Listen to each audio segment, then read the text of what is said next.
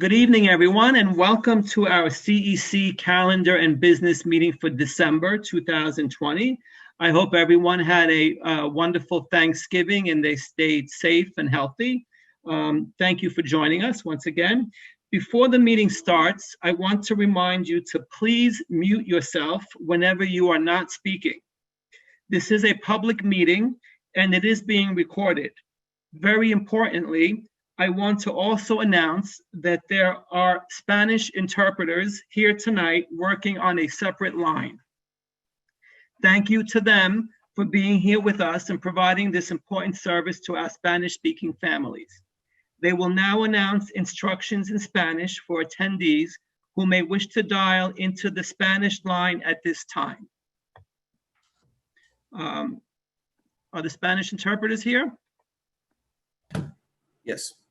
Hola a todos, buenas noches. Ulises y yo, Luciano, vamos a ser sus intérpretes esta noche.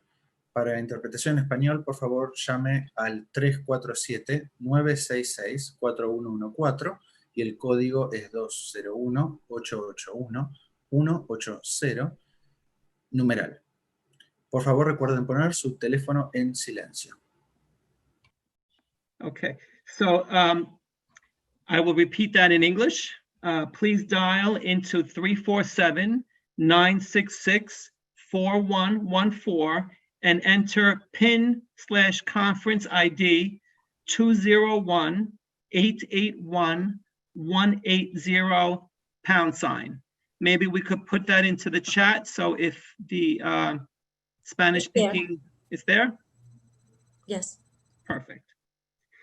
If you want to hear Spanish audio, but want to stay in this virtual conference room so you can see the meeting on your computer, please mute your computer and mute the volume on your computer and dial in on your phone to the Spanish conference line.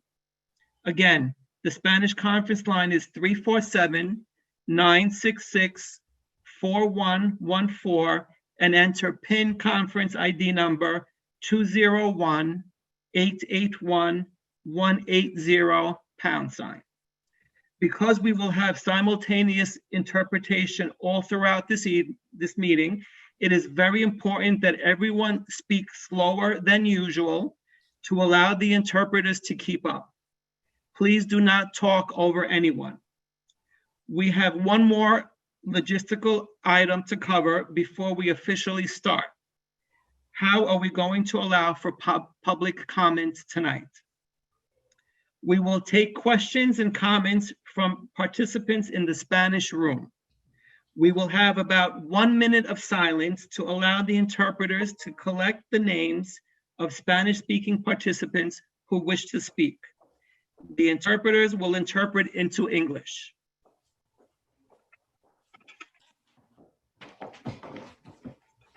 Okay. So at this time, I would ask to call this meeting to order. And Carly, can we have the roll call, please? Yes. Louis, can you admit people while I do it? Okay. Joseph Di Benedetto. Present. Christine Caniglio. Present. Tawana Rivera. Oh, I'm sorry. That's right. She's absent today. Rashmi Krishnaraj. Present. Hi, Rashmi. Victor Lee. Victor? Victor? Present. I had it on mute. Sorry. I figured that's why I said. Lily Vigilanti is also absent tonight. Aquila Sorio. Present. Monica Patino. Present. Edward Kim. Present. Brooke Sturgeon. Present. And Anne-Marie Knable. Present. Perfect. We have a quorum present. So nice to see all of our members. Nice to see you. Welcome, everybody. Carly, are you able to put, good, I see the minutes for the meeting from our November are on the screen, and I'd ask the members of our CEC to please review them, and I'll wait for a motion to approve. Hold on, I moved it. Whoops. Sorry, okay. Okay, is that good? I can see it. I'm not sure if everyone else can. Tell me when to keep scrolling, guys. Do I hear any motions to approve? Motion to approve. Monica. Monica, okay. Second motion. Thank you, Sheila. Sheila. Thank you. Perfect. Carly, so the minutes from our November meeting are now approved. We also had a special meeting on November 12th. You have those minutes. Perfect. Okay. So if you recall, the CEC for our district had a special meeting on November 12th to vote on a resolution and vote of no confidence. I'd ask the members to review the minutes and we can hear motions to approve if they are.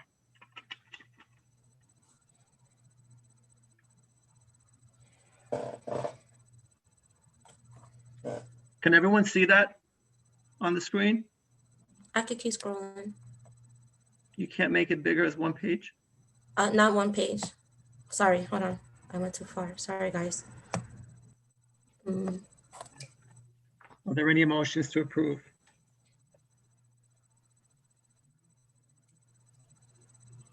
I motion to approve. Thank you, Monica. Monica.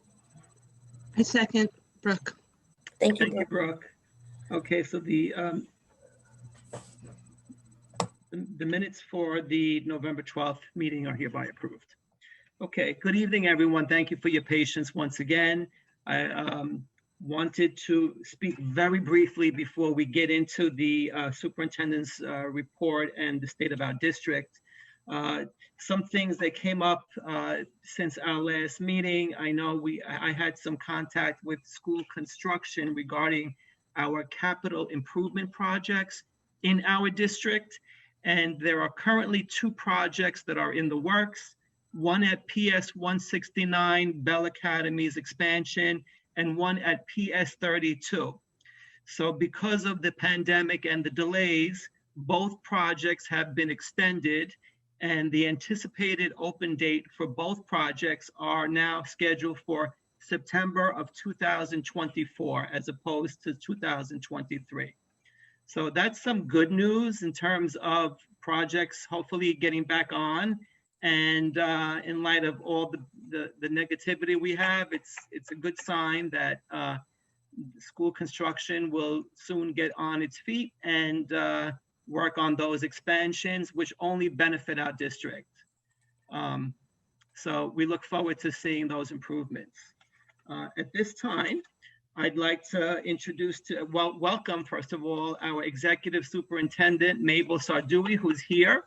And we appreciate you joining us this evening as our superintendent presents us with the state of the district and her superintendent's report. A couple of things before we get started.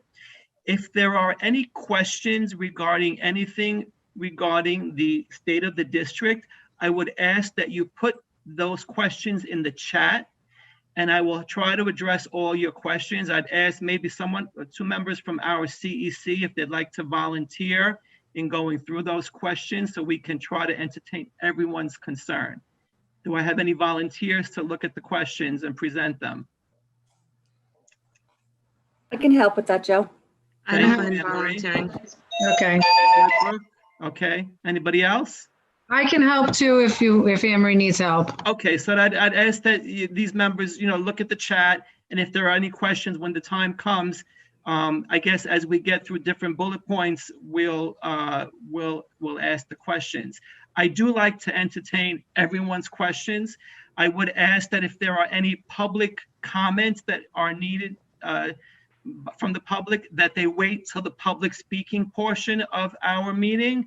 This way the meeting will go cohesively and it'll move quicker. I do remind you that per our bylaws, we allow 3 minutes per speaker. I know in the past I gave open floor to comments, but I'd like to get this meeting moving and not lasting 4 or 5 hours. So I'd ask if you want to make a public comment that you also raise your hand, and Carly, you can take a list of the public speakers, and at that point we will take public comments. The same thing with the Spanish interpreters. We're going to give an opportunity for the Spanish speaking audience to present their questions as well. Does everyone understand? Mhm. Perfect. Okay, Superintendent? Okay, before I begin, I do want to take this opportunity to introduce Executive Superintendent Mabel Sardui. Executive Superintendent, I didn't know if you wanted to just take a moment to say hello to the District 25 community, and we welcome you, and it's always a pleasure working with you. She has been and continues to be such an advocate for all of Queens North and District 25 in particular, and works to ensure that we have all the best things that we need for our schools and our students. So Executive Superintendent, I just want to give a moment for you to say hello and address our community.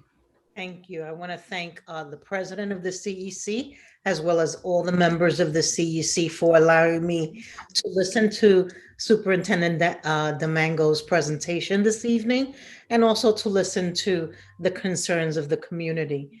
I am here representing Chancellor Carranza, and here Laptop, I want to type the questions in a separate thing. to support each and every family member of District 25, and together we can problem solve and come to resolutions that can help our community. It's great to see each and every face, and I hope that you and your families are well. Thank you. I also know that many of you are here tonight to talk about school closures, as well as the recent information that the mayor has spoken about in terms of consent. And with Joe and the council's permission, one of the things that we were going to do is, following our presentation, is reserve opportunities for questions from the community regarding that. So Joe, is that agreeable? That's fine. I also want to, because I would like to try to follow who would like to speak. So if they raise their hands, perhaps then Carly can take a list of who would like to make a public comment. But again, I would prefer that the questions be written out in the chat to make it easier for us to follow. But if someone is having difficulty making comments in the chat, then, that's something we need to address, Danielle. So, maybe it could wait to the end, right? Yeah, that's fine. I know that there's two things. I think, and I'm always so excited to talk about the work that we're doing in the district. And one of the things that we've been sharing with principals and teachers across the district is that there are so many really wonderful things that are happening in our brick and mortar buildings and in our remote schools. And I want to just spend some time talking about that, and then give the community as much time as they need to ask questions regarding the things that are on their mind, specifically consent and school closures and the new information about 5 days a week school. So I do want to spend some time allowing our community to do that. But I'm really excited to talk about the state of the district today. Before I do that, I also want to really thank the CEC for the work that they do, especially in the announcement of PS 32 and PS 169 and Bell Academy. We're so excited to hear that our projects are up and running. And although they're delayed a year, the SEA really does take your voice very seriously. You have been amazing advocates for us. As you know, we have a very overcrowded district, and it is something that you guys have really taken seriously and been communicating and working with our local electeds as well as SEA. So, I say it all the time, it's because of you that these two schools have been given the amazing projects and the additional seats to our district. So I just want to say thank you to all of you for that. All right, Dr. D'Antoni, as I do the introduction, can you pull up the presentation? Sure. Okay. So today I'm very excited to spend time talking to you about the state of our district and the amazing work we're doing across our schools, our administrators and teachers in service of our students. I will be presenting along with my Deputy Superintendent, Dr. Michael D'Antoni. Tonight, we're going to be discussing some state data aligned with our most recent benchmarks that were administered to students this October. And we will spend time talking about how we've unpacked this data and how we have worked with our schools to set both district and individual school goals and action plans to best support our students and their growth at this time. So for right now, I'm going to turn this over to Dr. D'Antona to begin. And as we usually do, we co-present in the work that we do. So Dr. D'Antona, I'll give you Yes. the mic. Okay, thanks, Mr. Mango. You guys can see my screen, I hope? Yes. Yes, okay. Good evening, everyone. Really happy to be here with all of you tonight to talk a little bit about where we currently are. You'll hear me and certainly Superintendent Domingo talk about current reality pretty often. So we're going to kind of bring you into what the current reality is based on some assessments that have been administered thus far in both reading and mathematics. We'll talk to you a little bit about what that looks like across grade levels, subgroups, and so on. So share a little bit about what the agenda is. I'm sorry, I'm just going to move my video screen. It was covering a little bit of the agenda. Sorry about that. I just want to mention at the very beginning state accountability, just because I think it's important that you guys know one of the places where our goals also come from. It's because we are held accountable to state expectations. So I'll briefly talk to you a little bit about what that is. We're going to talk about our English language arts goals and screener data. I'm going to share that with you across grade level, subgroup, our Ls and students with disabilities. I'm going to do a similar thing for mathematics. And we're going to talk a little bit also about our parent engagement goal, particularly connected to chronic absenteeism. And finally, we'll talk briefly about our supportive environment goal and what we're seeing right now in terms of survey data that's come back on our students and the surveys that have been administered across our buildings thus far. So one thing I think is important for you guys to all know is that the district, as well as our schools, are all held accountable to similar benchmarks that are set forth by the state in a number of areas. And those areas include student performance, which is the New York State assessments, which last year, as you know, we were not administered, but we're held accountable to those in general. So they'll take a look at performance in both ELA and math. They'll look at growth of individual students compared to like students like them. They'll look at progress. So they'll give schools benchmarks to meet over the course of time and be measured against those benchmarks. English language proficiency, which is about our English language learners taking the NICE slot exam. So they'll take a snapshot of how those children are performing. And the last bucket is chronic absenteeism. Yep. Now, for those of you who have sat on your school's SLTs or seen presentation from your principals, is that we all know, and as a district, we are constantly talking about the power of data and what it tells us. We do know it is just one checkpoint where we dive into a lot of different other areas to assure that our curriculum and instruction is best meeting the needs of our students.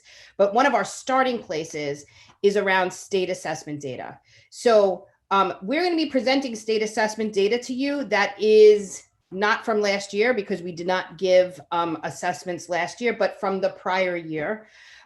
However, what Dr. Mike and I have been working with our schools on since March, when we knew that this was not probably going to be a year where we were going to have state data by which to use to set our goals and action plans, we worked to build in some district-wide assessment data, which was administered this October, so today we're going to be sharing the beginnings of what the state has said to us, and then how that's transferred into our most current data.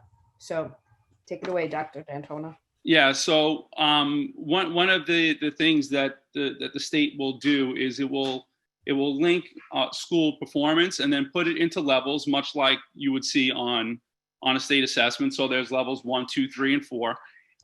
In the district, we are fortunate enough that we do not have any schools with an overall composite score, and that's basically they take the ELA and math and put them together to determine an overall composite score for the district.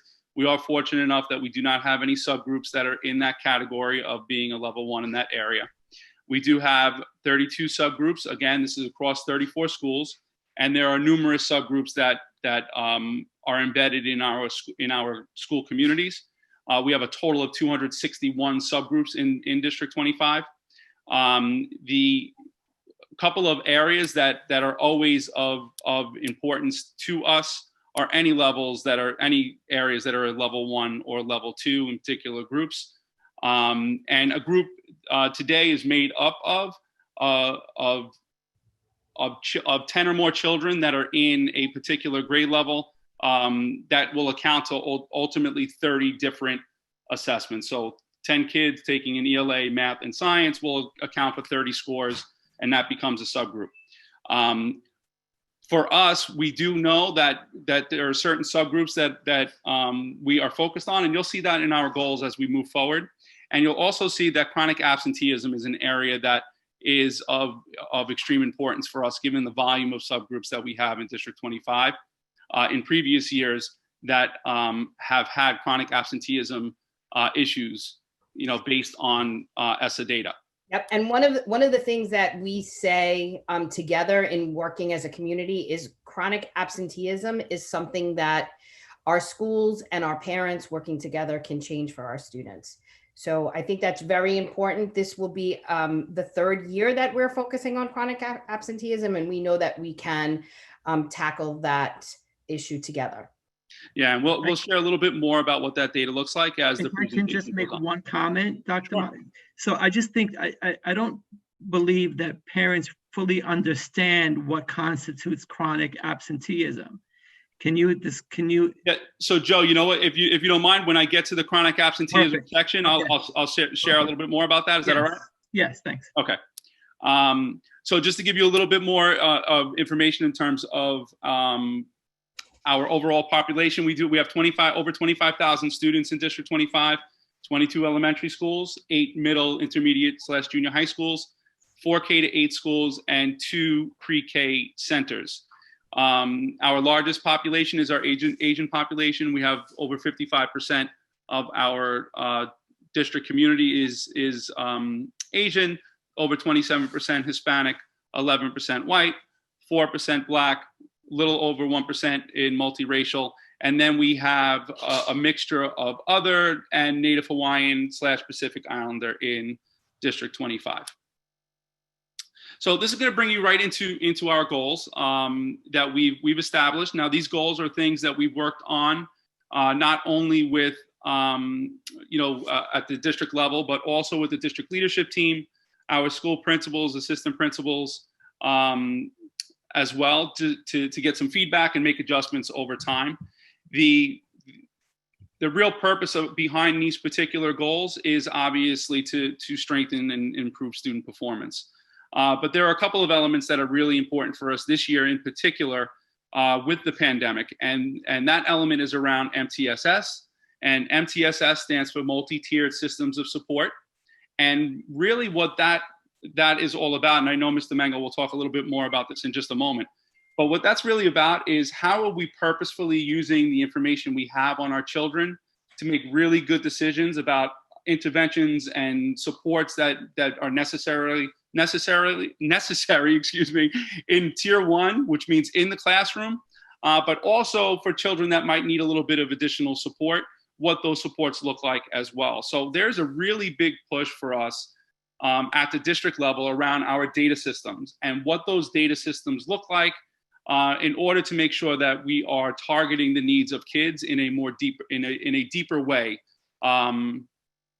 Moving forward this year. So Dr. Mike, I just want to strengthen that a little bit and just talk about when I know you go to the next slide in 1 minute, but we talk about MTSS. MTSS has been something we've been speaking about pre-pandemic, but we have elevated our thinking and supports and conversations with principals and at the school level, where we're including MTSS that addresses all students.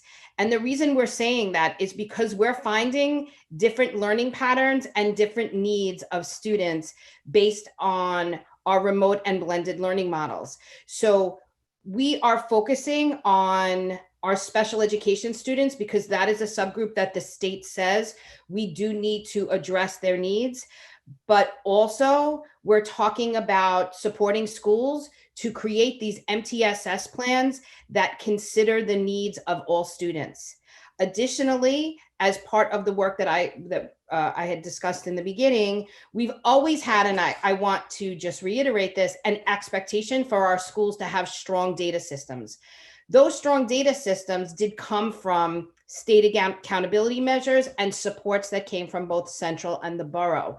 But what we found now is that absent of that state data, we do need to look at data at the individual school level where we are assessing students where they were last year, which our principals did a really good job at that, and then comparing it to where they are right now and building in goals and action plans based on that. So currently we are supporting our principals in strengthening their data systems where they are looking things and organizing data in a way that that they are understanding the needs of the students in both the virtual and brick and mortar school buildings. And it is aligned to the instructional leadership framework, which we talk about, which is connected to the chancellor's priorities of knowing students well. So that is our goal about how well do we know our students, especially now that some of them we are not seeing face-to-face every day. Yeah, thank you, Danielle. And just to give you a little bit more context, and I know, Danielle, you want to talk a little bit about the umbrella, but just to give you guys a little bit more context around what MTSS is, it's really the variety of different systems that are available in our schools to ensure that we're drilling down to support children in the best way we possibly can. So it's not just about, a reading benchmark. It's also about what's happening in terms of a child's social emotional learning. What's happening with their absenteeism rates. So there are a range of elements that go into multi-tiered systems of support, which we are asking and working with our schools on. And that's why that whole idea of a really strong data system is important, because the more we are strategic in the use of that data, the better decisions that we're going to be able to make to support our kids in the community. And that's basically what this umbrella is really talking about. Danielle, I don't know if there's anything more you wanted to say about that. Yep. And so what we want to stress to the community is if you have really good data systems, it's not just about supporting your struggling learners in academics. It's also about supporting your gifted and talented learners or your advanced learners through enrichment activities. It's also about addressing social emotional learning, like Dr. Mike had spoken about, and also positive behaviors. It's also about still continuing and embracing the work that we're doing with technology that we've talked about in how we are still preparing our students for college readiness and 21st century learning. And it's also about working with our community, as Dr. Mike said, in terms of attendance, and you'll see some things that we're doing with our families around that, but just the shared responsibility of working with our local elected officials and the supports that they give to our schools, as well as our community-based organizations and the supports that they're giving to our schools. So MTSS for our schools is knowing all of the resources that are available to students and being able to channel them for supports and enrichment. And so when we're saying to our schools, our focus this year is about strengthening our data systems to address the needs that are happening in the pandemic and the changes to the different learning modalities that are happening, as well as understanding the available resources in your community and making sure that you have a plan of support at your school. So whatever your needs are, be it RTI to help your struggling learners, be it the need for more enrichment activities and additional supports for our advanced learners, be it working with community outreach and different community collaborations, that your plan at your school best meets those needs to channel where you need to go in service of students. Okay. So to give you guys a little bit of context of what we're talking about in terms of these data systems, District 25 across our district schools, Each of them has administered one of these four assessments that you'll see on the bottom, and I'll talk about them briefly. We have the vast majority of our schools are utilizing the iReady assessment system, which they administer an assessment in both ELA, both reading and mathematics. We have the Lexia system, which is used for reading. We have the STAR assessment, which is used in reading and math, and you'll hear me talk about that in a little bit. And we have the MAP growth assessment system. Only 3 schools are using Lexia. 1 school is using STAR, and we have 7 schools that are using the MAP. The remainder of our schools are using the iReady assessment system for reading at this time. Now, initially, I was really excited because I wanted the vast majority of our schools to use an individual assessment. And what turns out to be really positive about having a couple of different examples in this case is now we have an opportunity to kind of measure, the alignment between assessments. So I'll talk a little bit about that in a moment. And I think it's important to know, first of all, I want to just say a big thank you to Dr. D'Antona, because he has channeled all of this work and compiled all of this data so we can look at it at the district level, and it is very amazing. And what we also want to do is be respectful of the benchmarks and assessments that our building leaders and teachers feel comfortable using, which is why we didn't ask them to make those changes. But what we have done at the district level, in just looking at the way data has been presented to us, is we are seeing similarities in what they say about children. So we are able to get a district perspective of where our students are at this time. Quick question. Is this a citywide thing, these assessments, or is it just happening in our district? Like, is that right now? This is just work that we're doing. This is just your right. Good job. Thank you. To give you just a little snapshot of the information, I'm going to go grade level by grade level. I put them into little snapshots in terms of grade 6 to 8. Then we'll do 3 to 5. And then K to 2 in terms of what we currently have in terms of information on our schools in District 25. So to give you a little bit of context, the MAP reading assessment in grades 6 to 8. Now, as it turns out, the large portion of the 7 schools that we have administering the MAP happen to be in our middle schools. The way that the MAP assessment breaks things down is into 5 different components. It's low, average, high average, and high in terms of the way that students are scaled based on what they call a RIT score. Now, the RIT score is basically, they take all of the student responses and they put them into a score that is a measurement that MAP has developed to evaluate where children are within these 5 levels. So what you'll notice, and I have a little bit of a description about this in a moment for you to see in terms of percentages and how these percentages are similar to what you might also see in iReady for children across the district as well.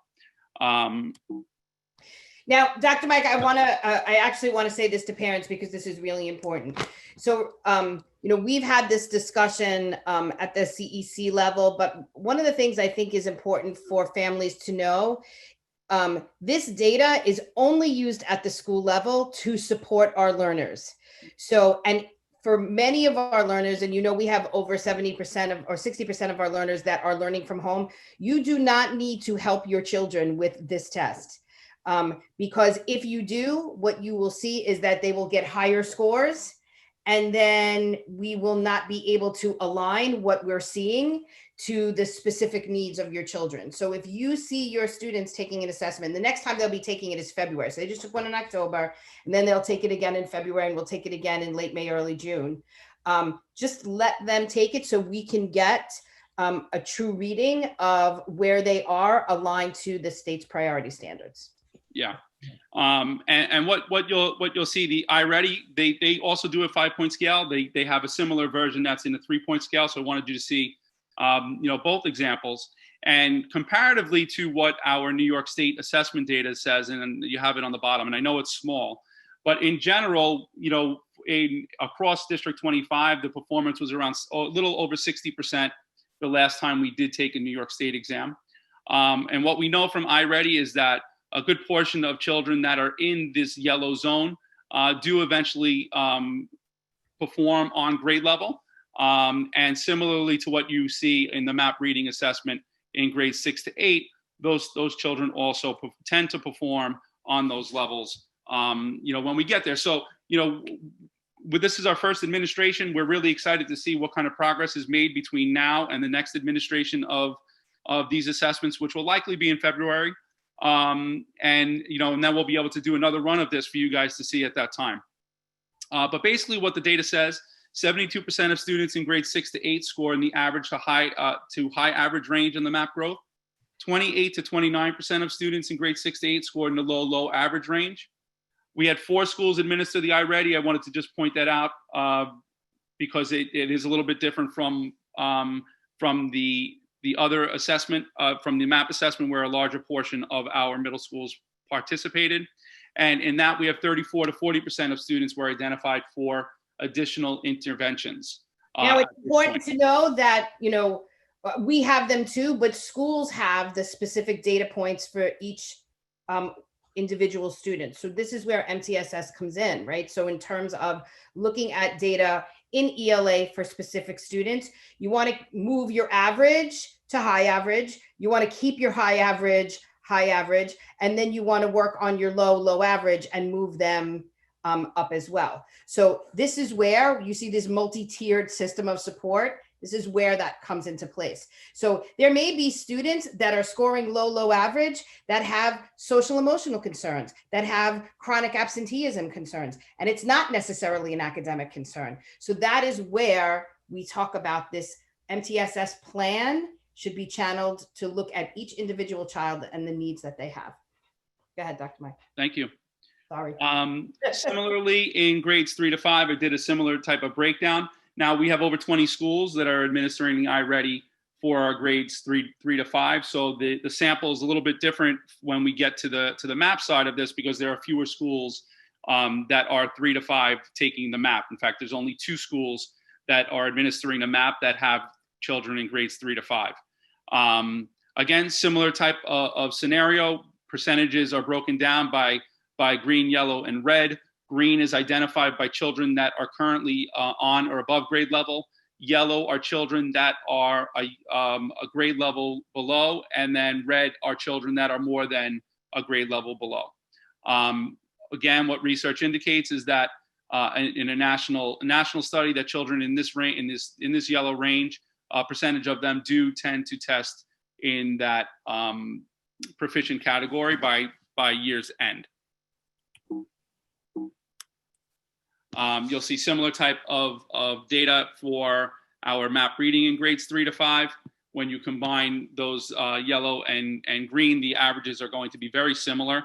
And I'll share that with you now. 72% of students in grades 3 to 5 score in those tier 1 and 2 on the iReady baseline assessment. 69 to 71% of students scored between average and high average on the MAP growth assessment. You'll notice, and this is why I think that it's important that I have both of those examples to go from, because the numbers are similar in terms of overarching performance levels.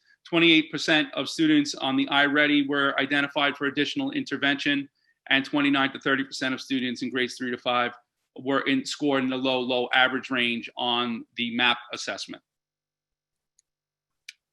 K to 2, this one I do want to talk a little bit about because of the results that have come back.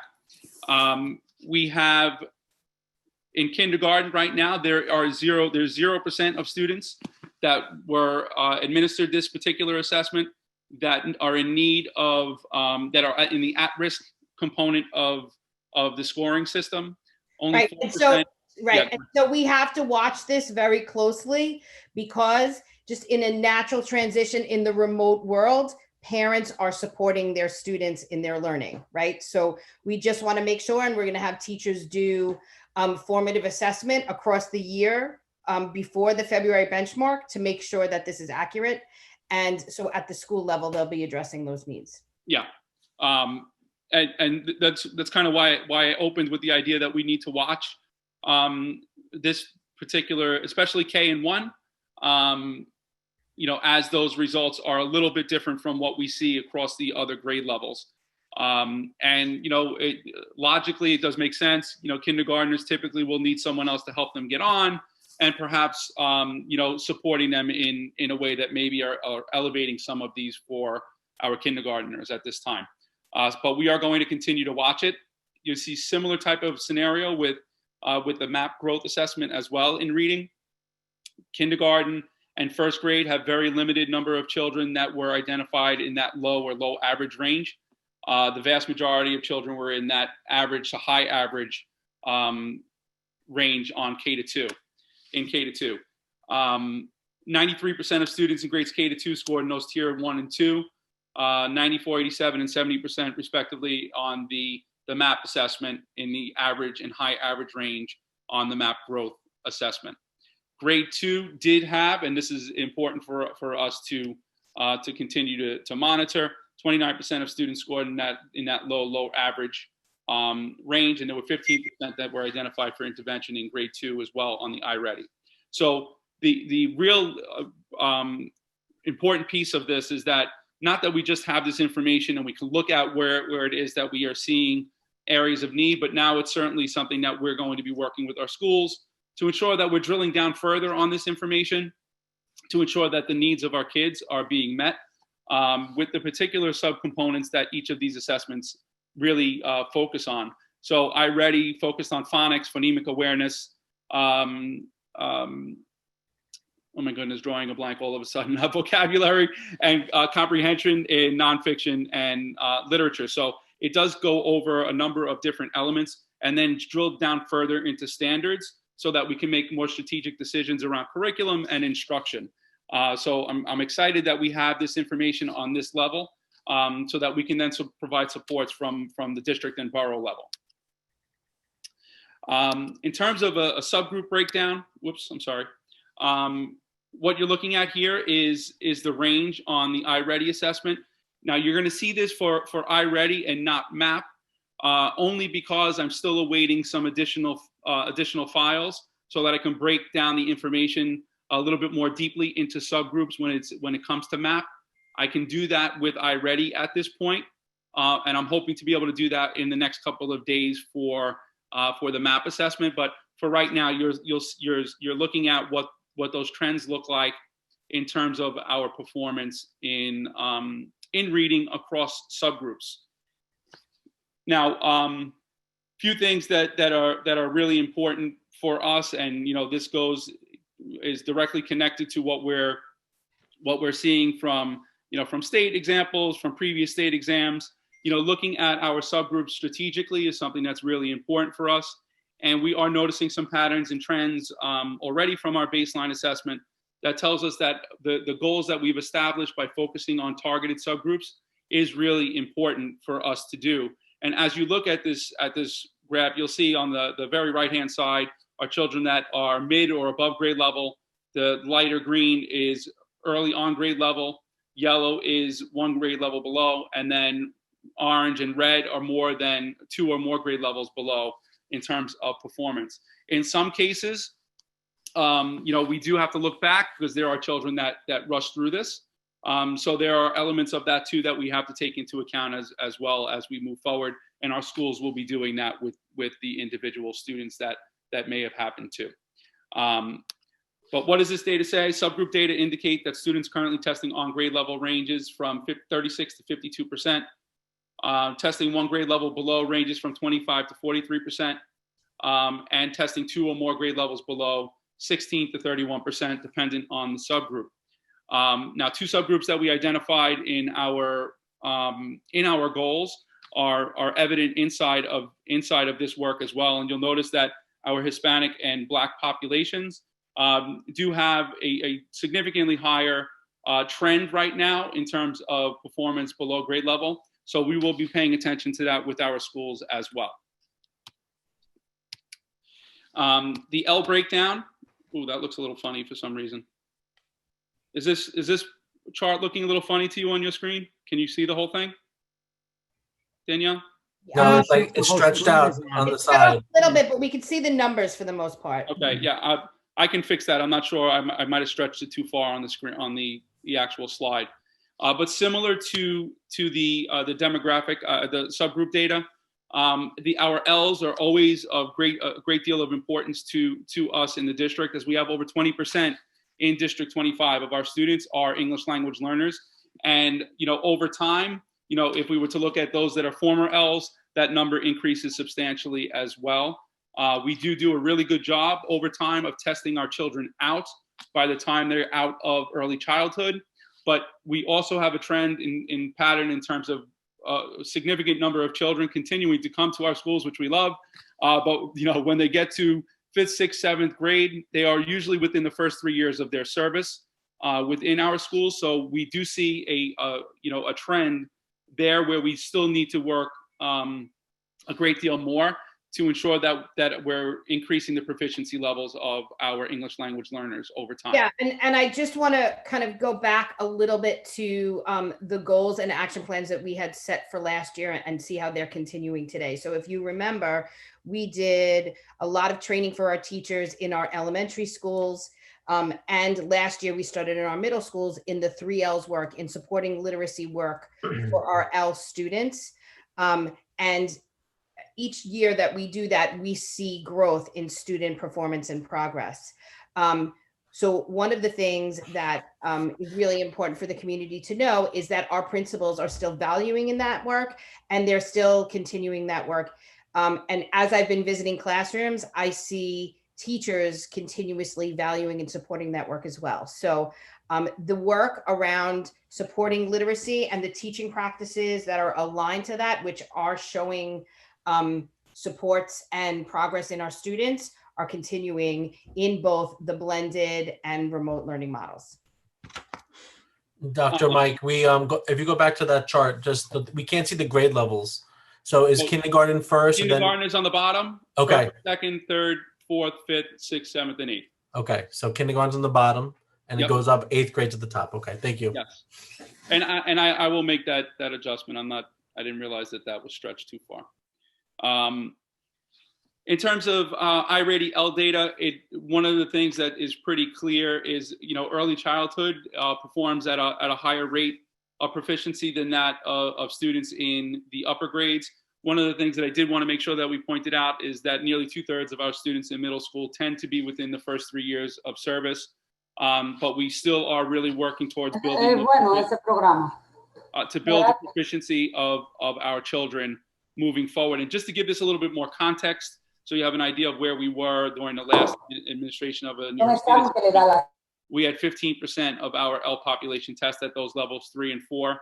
And if we looked at what the output was from this initial baseline, it's around 13% of children that are already on or above grade level. So we have a lot more work to do with this subgroup for sure. And we truly value the work that our schools have been putting in place to support this particular population. Special education is the next group, and this one is a little bit better. Sorry about that last slide. But again, this goes from K all the way on up through 8th grade. This is another subgroup, as we mentioned at the very beginning of the presentation, is one that we are focused on, and we need to continue to be focused on. As you look at the overarching percentages of students that are in those scenarios of grade levels below, again, based on this administration of this baseline assessment at the beginning of the year. So, a lot more work that we are putting into place, inclusive of our goal around MTSS and ensuring that we're supporting our kids the best way that we possibly can. So I was actually just reading through the chat, and I see Tommy Coe. Hi, Tommy. Former CEC member and also an SLT member. So I Hey, Tommy. I know that he is very knowledgeable in looking at data. So he asked a question about one specific slide in terms of fourth grade performance. So Tommy, one of the things that we do at the district level is we break down certain data by school, individual school, and then Dr. D'Antona and I have what's called data chats at the school level. But we want to talk about this too. Any type of data sets that you look at, as we see in terms of our students with disabilities in our reading baseline assessment, look at grade 8, right? So grade 8 would be a conversation that we would have with middle schools or grade 7 or grade 6, with our middle schools, just in terms of literacy. And it's conversations that we're having about literacy in the remote world as well, and how we can continue to support that. One of the things that I always say is that I'm a former English teacher, right? And so we have to start talking with our families about ways to get students to read for more time, for longer periods of time. With technology, everybody's reading like these short blurbs. And so our reading stamina is kind of falling behind. So with this introductory data, what we then start to do is test and make some decisions about what are the needs of our students and how we can support that. So if reading stamina is one, if comprehension is another, so what schools do is they start to break down this data, and then teachers work together in teams. Remember, they have the planning period in the morning because of this pandemic. But before, we had some really amazing teacher teams across our district where teachers were looking at this data, making decisions about the individual needs of students and finding ways to adjust that within their planning. So Tommy, that is a conversation, and thank you for bringing that up, that we will be having with schools, but also at the school level, they'll be having it too, to try to solve this problem, especially in our 8th grade. So what this iReady data is saying is that my eye is directly going to 8th grade. So for every middle school principal on the call, what happens is when I speak to them, they're going to start addressing the 8th grade data with me because they know that I'm looking at it as well. Yeah, and I think the great part about a screener is that it gives us the opportunity to have these conversations so that adjustments can be made. And I think that's the place that we are in. And part of strengthening our data systems is not just having this information to show, but as much as it is, now let's drill down further to see what are those specific things that our children are struggling with, and how do we make those adjustments to support them. And again, there might be other factors that are contributing to performance on a screener like this that are not necessarily academic. So it's about looking at information across multiple levels to make really good decisions about supports. Yep. And sometimes when I speak to parents about screeners, we look at that as a blood test. When you go to a doctor for a checkup and he looks at your overall health, and you get a blood test, and they'll say many things, you have high cholesterol. Well, there's a lot of different ways that you could tackle that. You could tackle that through diet, you could tackle that through medication, but it's really about the conversations that you have with your doctor on how you want to best, attack that issue. And it's the same thing that happens at the school level. So when we give a screener, it gives us information, and then our principals support our teachers in working with students to get the best information to sort of fix what we're seeing as the issue. Or if we're sometimes seeing that our higher performing students are not performing where they should be, that kind of targets the need for more acceleration. Yeah, and just to give you a little bit of more context, just in terms of where our students with disabilities tend to perform overarching on state assessments, our average last administration of the assessment was around 21% of our students testing proficient, which is always why we are focused on improving outcomes for our students with disabilities. And the screening assessment is just another example of focus that we have to have on this particular subgroup to make improvements over time. So that was that with the reading baseline. Joe, were there any other questions that were in the chat that you wanted me to pause here? I don't see any questions. Were there any raised hands, council members, that were following the chat? Are there any questions from the public up until this point regarding this presentation? Also, Joe, just so everyone knows, we will, I know that the CEC currently has this presentation, but we will also be sharing it on the website. So anybody that needs it could just log into the website right where you guys logged into the meeting. Perfect. Thank you. Joe, there was just one question that didn't pertain to the slide, so I guess we can address that later. Yes, we'll get to that later. Yes, thank you. I saw that. Okay. All right, then I'll keep going, Joe. Yes, please. Okay. So for math, similarly to our reading goal, is really about promoting deep learning for our kids and student agency, meaning taking that ownership over the work that they do, as learners. So it is a focus of ours. It's been a focus of ours for some time in terms of mathematics and really building the capacity of our schools and teachers in terms of delivery of math instruction for our students, with the goal of improving achievement gap that seems to exist inside of our data. And you're going to see an example of that in a few moments. So similar to our reading, you'll also see language that's consistent in our goals.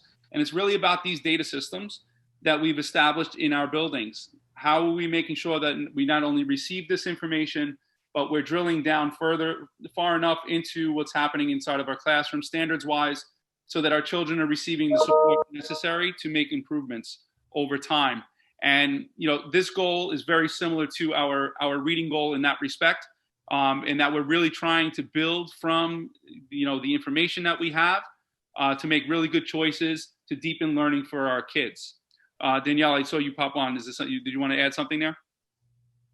No, I think you did that well. Okay.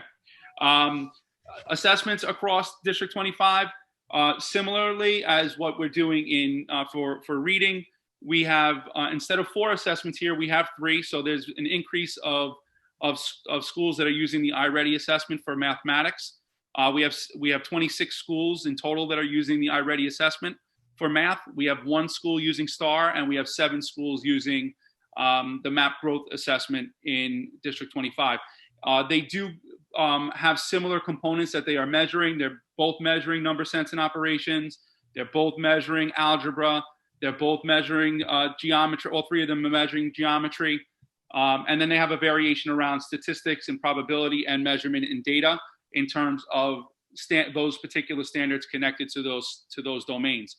Dr. Mike, I just want to kind of throw in a question because this did come up in a text to me. So I just want to make sure that we can answer this. So we're presenting data in a larger, big picture. But the question is, in the same way that math breaks things down this way, do we have the data in ELA to break it down by skill? Yes. Yes. So I try, and we can certainly go into that as well. I just figured in context of the presentation, it would be pretty lengthy if we started doing that around each of those. We can do that another time. One of the commitments that we will do at a different time that won't be a huge state of the district is we will present just the list and break down priority standards as well. Oh my God, gorgeous face. Priority standards, as well as the individual skills, so they can look at it. I don't know where this is that's coming from. I got it. I got it. Okay, thank you. I was like, is that coming from my computer? So so the answer to that is yes. The information can be broken down further. And you kind of get a little bit of that. I'm not sure if you can see, I know the screen is a little bit small, but you see it says number sense and operations, and then it gives you these bars that are already on the screen. That's basically what each individual school receives in terms of performance within those domains. And then within each domain, it's broken down into smaller sub pieces so that schools can drill down further within domains to specific standards. So yes, there is far more information than overarching performance than what you're seeing in this presentation. This is just a general overview of state of the district in terms of where we are right now in terms of performance, and that we still have lots of work to do. Pandemic or not, we would still say the same thing to you, that we have a lot of work to do for our community. So you will see that, at the local level in your own school, they will have a breakdown similar to what you see with these bars that are on the screen right now with specific domains in mind. I'm just going to alert you to the chat. Are there other districts and other state cities seeing the same trends? Do you know that? So I cannot speak to other cities in terms of the trends that they are noticing. What I have been in communication with representatives from the iReady assessment, and what they have shared is grade levels that it seemed, and we kind of touched on this already, that there seemed to be a change is in K and 1. What I have heard back is that there has been a very, very consistent set of data coming back as compared to previous years within the results that are coming from the iReady assessment at this time. So we're going to, this will be something that we're going to monitor as we go through the year and see what those, the next progress benchmarks look like. And then, then we'll go from there. I can't tell you that I saw the specific national data, but through conversations that I have, because that's one question that I make sure to always ask is around reliability and validity of any information that we receive. And each of the assessments that we're using at the district level are research-based and have validity and reliability data that supports their use. So from that standpoint, I feel comfortable in the assessments. We're going to have to monitor, the effectiveness given the pandemic as we move forward. But according to what I have heard through my questioning, is that with the exception to K and 1, which we talked about, the other grade levels seem to be in line with what they've seen in previous years. So for Joe, did I answer the question? I was looking at the chat. Elizabeth, did that answer your question? Yeah, I think so. It was more just trying to dissect, are we on par with other districts and states for that matter versus, like, are we just an isolated, just isolated and seeing these trends as we move up the grades? That's just what it was. Yeah, so that's something we can certainly touch base with each of the representatives from each of these assessments. I just want to answer that just in terms of speaking historically about District 25. Is District 25 has always been in the top 5 school districts in terms of performance in math. So I could say comparatively to New York City, we are above above average. I do believe we are also comparable because I do a lot of comparison to other districts in New York State, but that's as far as my research goes. Yeah. So what you'll see here is the MAP assessment data for, again, we had a more significant number of middle schools take the MAP as compared to the iReady. Just want to make sure that is clear with you guys. And in large part, the percentage of children that tested in the low or to low average range was pretty consistent across grades, from around 25% to 28% of children in that low range. And you see a very similar type of pattern in the iReady in terms of that need of intervention, 24, 24, and 29. Overall, now our performance as a district during the last administration of the assessment was around 65% of our students were at levels 3 and 4 in previous years.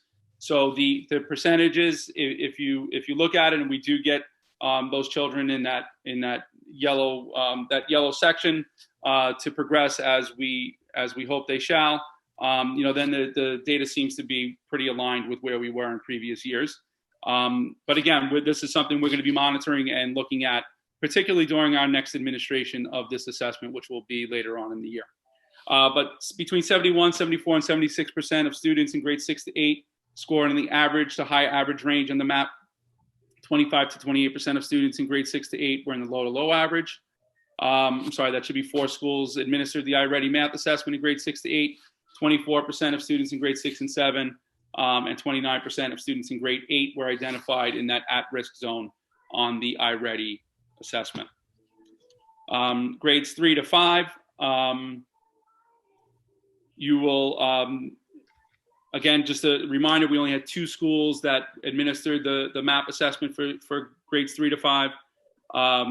The data here shows that we had 25% of students in grades 3 and 5 were in that low to low average range, 70% at grade 4, and then the remainder was in the average to high average RIT score. You'll see a similar type of pattern in terms of iReady, a little bit lower overarching at-risk children than what we saw in the 2 schools that administered the MAP. Brings us to 79 to 83% of students scoring in that tier 1 or tier 2 on the iReady math assessment. 75 to 83% scored in the average to high average range on the MAP growth, which is, what I'm looking for is to see is that there some similarities between each of those assessments, and it seems to. Again, we're going to continue to dig further into this, but it is an important snapshot for us at this time. 15 to 24% of students were in the low average range on the MAP assessment. K to 2, again, I just want to make sure I'm pointing out that the kindergarten and first grade tended to have very few, in terms of percentage anyway, in that low to low average range. And you will see. And I just want to point out that is not consistent with what we saw last year. No. We know that in just our own assessments that we've administered across the district that we do have, need in kindergarten, first grade for our students in terms of mathematical understanding. We did mathematical inventories because of the work that we were engaged in Bank Street. So we had baseline data of our kindergartners from last year. So that was not consistent. And so we do attribute that to perhaps parents supporting students not knowing that this was an assessment and just, overall helping your kindergartners in math. So once again, our K1 and 2 data, we're going to continue to look at very closely. Yeah, and it shows 92% of students were in that tier 1 and 2 on the iReady baseline. Grade 2 did have 16% of students that were in that at-risk category. 97, 92, 85% of students in grades K to 2 scored in the average to high average range on the MAP growth, with grade 2 also having 16% of students scoring in that low to low average range. In terms of subgroup breakdown, I mentioned in terms of our goal, this was something that was important to us, especially based on what the ESSA state data breakdown was, as well as previous state assessments in terms of our subgroups. And you will notice that there are gaps in terms of the performance levels within these subgroups in District 25, and something that we're going to continue to work on, as we move through this year and moving forward into future years as well. To ensure that all of our students are growing toward that point of meeting standards, and that's what we aim to do for all of our children in District 25. But you will notice that there are subgroups here that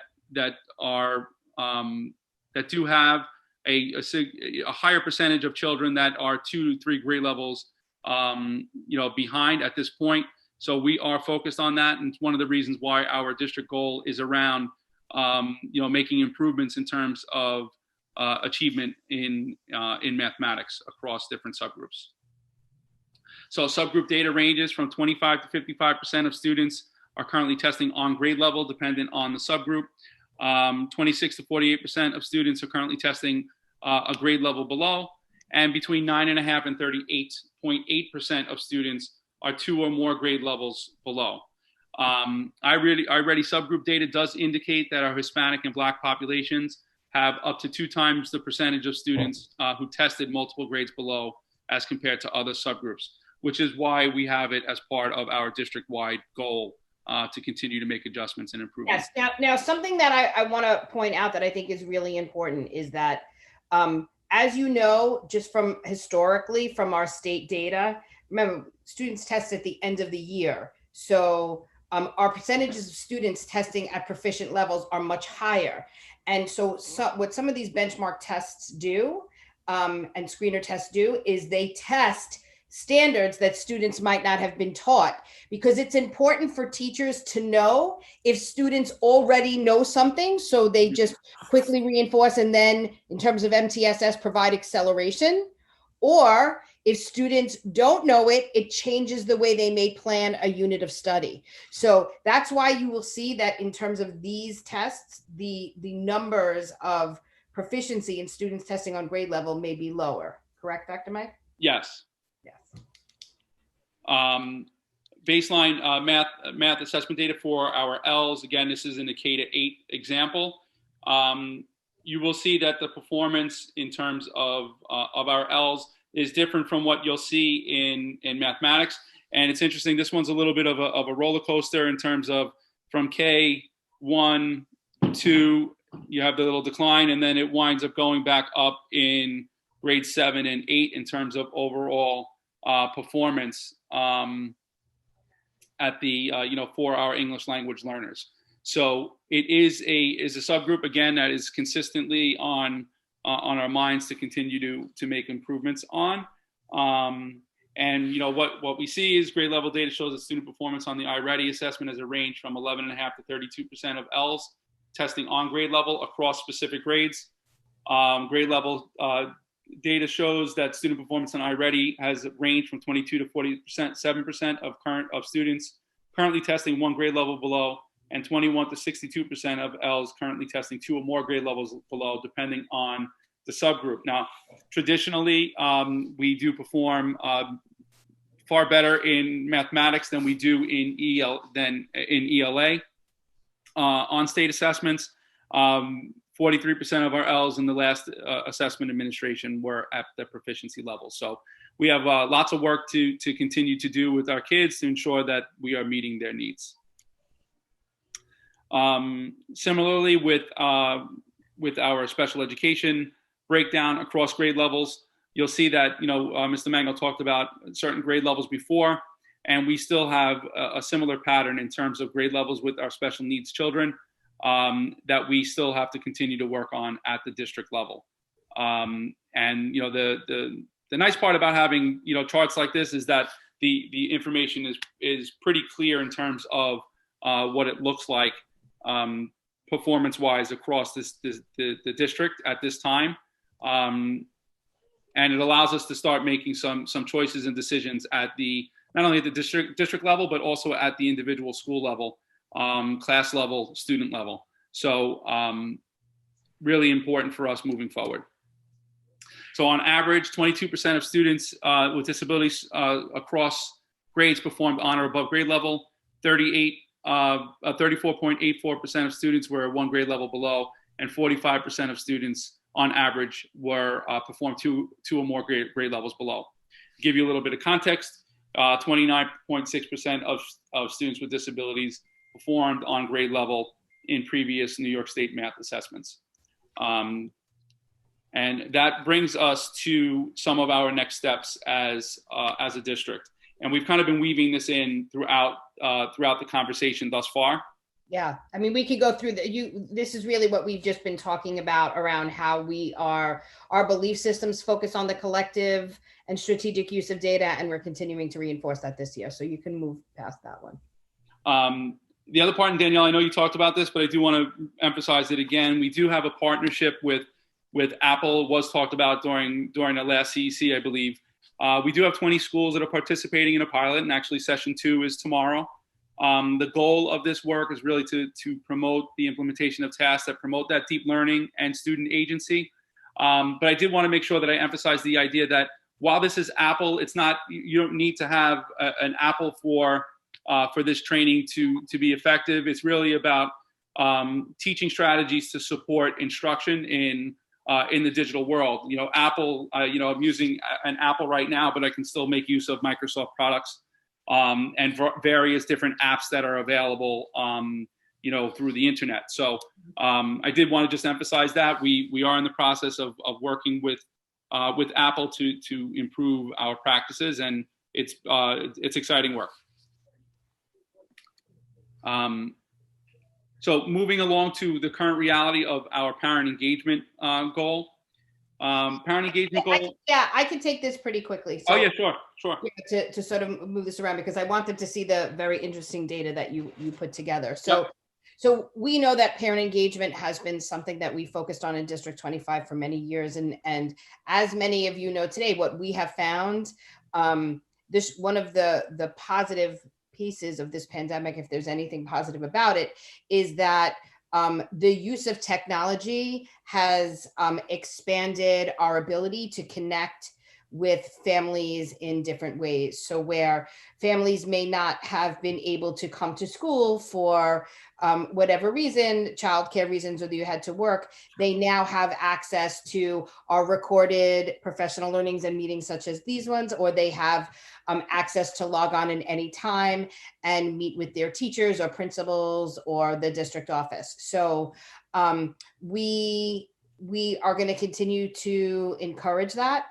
And the individualized work that we are going to do in terms of parent engagement is diversifying our communication systems and continuing to do that, but also tying that to our work in improving chronic absenteeism.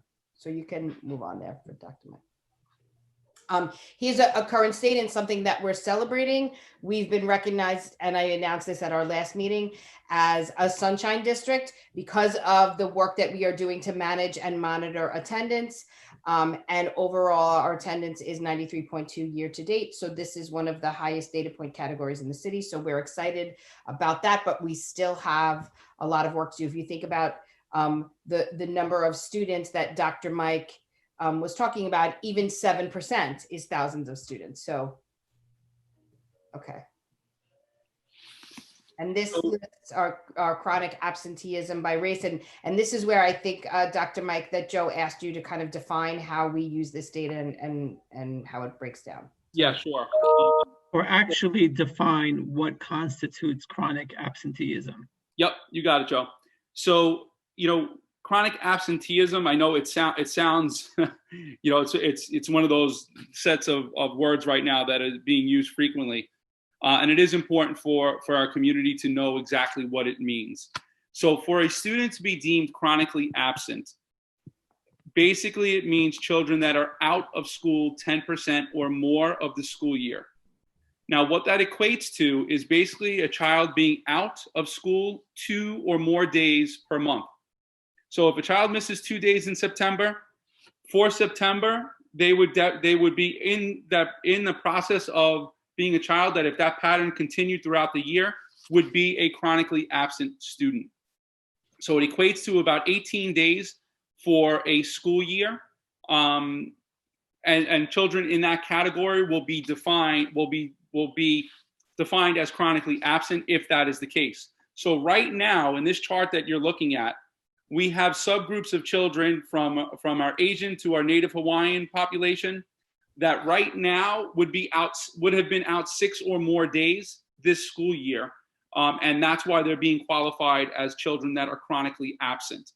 So we have a range, of course, as you see here in this chart, of subgroups that have higher or lower chronic absenteeism rates across the district. Was that clear, Joe, in terms of the percentage? Yes, so because I think it's easier to understand. If your child is missing 2 days a month, a parent might think that's not a lot, but if you tally them together and it adds up, it's a problem. And I think that's part of the problem. Absolutely. Because parents don't realize that constitutes chronic absenteeism. Absolutely, and that's such an important point, because it can be one of those things that creeps up on you, that you, oh my goodness, my child was out that frequently and you didn't even notice. But yes, 2 days a month, and it would qualify as a child that's been chronically out. Now, in District 25, we have, as I mentioned earlier, from the state, 44 subgroups that were identified as a level 1 for chronic absenteeism rates. We have 5 schools. The white population is chronically absent at a level 1, 5 students with disabilities, and so on. You can see down the chart. I won't necessarily go down through each of them, but you can see that each subgroup has a specific number of schools that have been identified by the state as having chronic absenteeism rates that are too high according to the state. So where we are right now, if the school year were to end today, we have schools that have made progress with some of those subgroups. Every school are given benchmarks that they have to try to reach in order to no longer be a level 1 and move to a level 2, or 3, or a 4. So right now, in terms of meeting, we have 20. I think it's 21. 21 of our subgroups thus far would have, based on if the year were to end today, would have changed the overall level of their school. Now, this is a moving target. It changes on a day-by-day basis, dependent on when children, have an increase in absences or not. Because it doesn't matter if a child is sick. It doesn't matter if there is a an emergency of some sort. They will still be qualified as an absence. They'll be coded differently, but they still are qualified as an absence. It wouldn't change a child's designation as being chronically out because they had, some other reason for that to be the case. So it's regardless of what it is, 2 days a month, equaling that 10% of the year will be identified as a student that has chronic absenteeism behind them. So what I find very interesting is, I did a breakdown just for our students in grades 3 to 8. But Dr. Mike, before you explain it, so, Yeah. go back to where Okay. you were about to talk about. So it's not necessarily what Dr. Mike and I find interesting about our specific data, but we know that this has been studied year over year. What research says is what we know as parents, is there is a direct correlation between chronic absenteeism and student performance. There's also a direct correlation to chronic absenteeism and students not completing high school. And that is the reason that we are focused so much as a state, as the city, as a district, on making sure that we can give our families all the supports that they need to tackle chronic absenteeism. So go ahead, Dr. Mike. Yeah, so what I found interesting and what I did is I took all of the students that took the assessment, and then I took what their current absenteeism levels were, and I kind of meshed them together because I wanted to see, in terms of variable, is there a relationship between kids that have been deemed chronically out and children that are not? And what is really very interesting to see here is, in terms of being early on grade level or mid above grade level, it's about 18% for children that are chronically absent. When you look at children that are not chronically absent, you see a very big difference in this. And I want to show you one other thing. In terms of children that are, 2 or more grade levels difference, when you look at the chronically absent, look at the numbers here of multiple grade levels above, below, comparatively to what you see overarching with children that are not chronically out. I mean, this is, again, this is a snapshot in time, but it's one that I think is so important for our community that we continue to work together in collaboration to make sure that, whatever those needs may be in our, for our kids and our community, that we are supporting it so that children are in school routinely. Because, to me, it's logical. If we're not in school, then we're not learning. And it makes, progress and growth that much more difficult. So the overarching data here is pretty significant to me. And this is from the reading portion of iReady. And, we're going to continue to study this and continue to work on this as a district, particularly in this way. Every single school has what we refer to as a case team. Some schools have changed the language a little bit. They might call it a C team or a lift team. They made their own acronym up, but the context is the same. It's around cultural, attendance, and social emotional learning. We're asking our schools to continue those systems and structures that they've developed. to routinely monitor school-wide attendance data, to provide those supports needed for our families and kids as necessary to ensure that we're doing all that we can to make sure that our kids are in school. And then breaking those rates across specific subgroups, because as you saw, we have certain subgroups that have higher chronic absenteeism rates than others. So we do want to make sure that we're emphasizing that at the local school level as well. And one of the other things that Mr. Mango has instituted, which I think have gone really well because we've taken them across multiple areas of our district community, is we're talking about parent chats in this particular component, but it's kind of just become chats. We have chats with multiple subgroups and constituencies now because of the value of having conversations. So based on the data that we've been able to pull in terms of chronic absenteeism, Mr. Mango has been able to, and I'm sure you'll talk a little bit about this, Mr. Mango, just in terms of a parent chat directly connected to schools that have had higher rates of chronic absenteeism at this point than others, so that they can engage in a collaboration and parent chats with the community, which they've already been able to do. And it's been very successful just in that initial meeting that they've been able to have with community members. Yep. Danielle, So we're working on parent chats in terms of at the district level in a lot of different ways. One of them is working with our three of our schools that have been flagged for chronic absenteeism, high chronic absenteeism rates, and two middle schools. And what we have is those school leaders and parent coordinators working together with parents across the schools in order to engage in conversations around how we can best tackle chronic absenteeism and support the students that are struggling. It's really interesting to hear the parent perspective, right? And how some of the schools' responses actually are not supporting improvements in chronic absenteeism. And there are things that we can do and should be doing that, hearing from parents totally change the way we look at how we're interacting with students and families. One parent said, you know what I really would like for you to do? I'd like for you to call my child and tell them that you miss them, right? And so to us, I think we're kind of so wrapped up in, getting schools up and running and just that you don't think about that work. So we're finding benefits in parent chats because we get to hear the perspective of where parents are at this moment. So these came from what happened from the pandemic, but we will absolutely continue to do that. Another interesting thing that a parent said to us was, I was always doing homework with my child, but now I'm in school all day with my child and doing homework. And I don't think anyone realizes that. So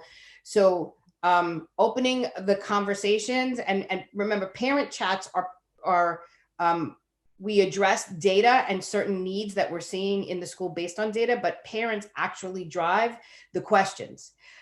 So we are doing parent chats at the district level. We have trained all of our parent coordinators to engage in parent chats at the school level.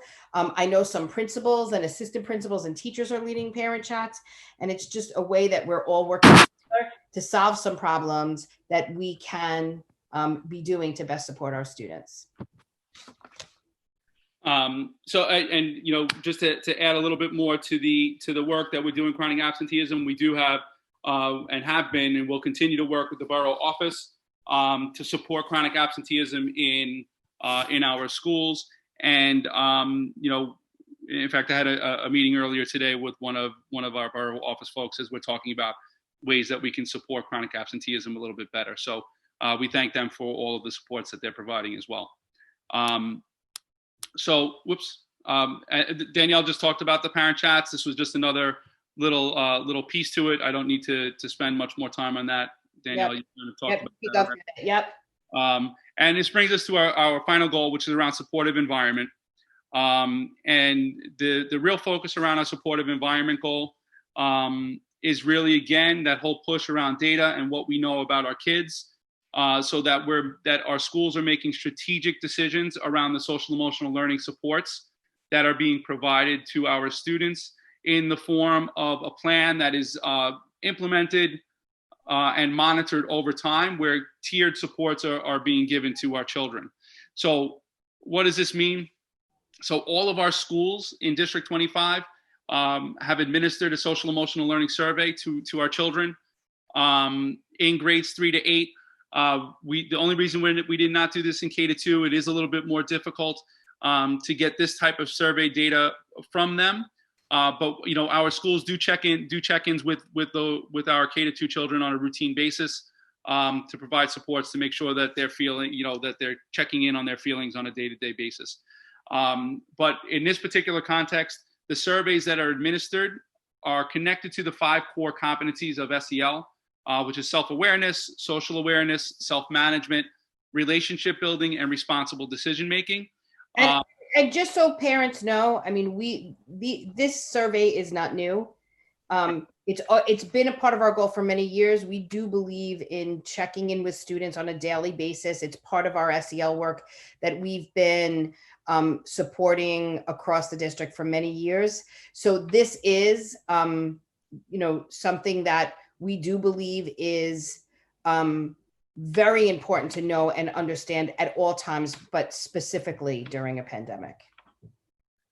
And what it surfaced, and based on recent meetings and data breakdown with our school counselors, certain areas within the core competencies were identified based on student responses.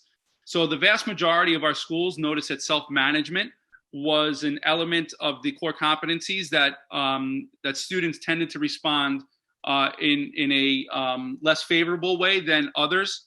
And also building relationships was the other element that was identified by our school counselors.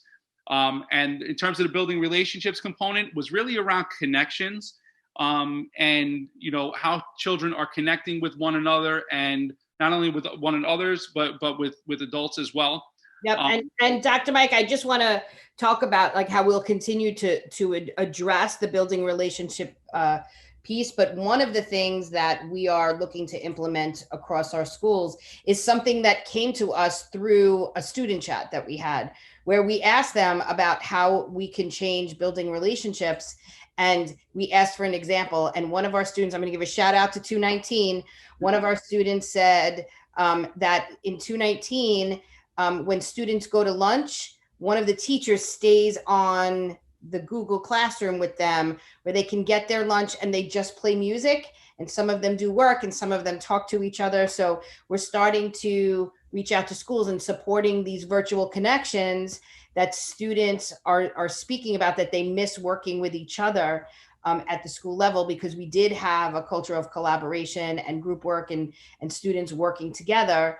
And we're going to continue to speak to students about how they're feeling in terms of that. I also want to connect this to something that the CEC has asked of the district, which is to really spend more time hearing student voice and responding to the things that students are saying they need across the school. So we are engaging in student chats on a lot of levels. But our last student chat, we really focused on the SEL component piece and how students feel about learning and building relationships. Yeah, and the other component of, other than the part where Mr. Mango just talked about the building relationships, is the self-management component, which has a number of elements to it. Some of them around emotion regulation, others around when you find something to be too difficult, are you able to push through it and complete those assignments? If a task is hard, is it easier or difficult for you to move forward? Goal setting, do you get to see, if you set a goal, do you see your goal through? So these are areas that our children kind of identified as being difficult for them on a large scale across many of our buildings in District 25.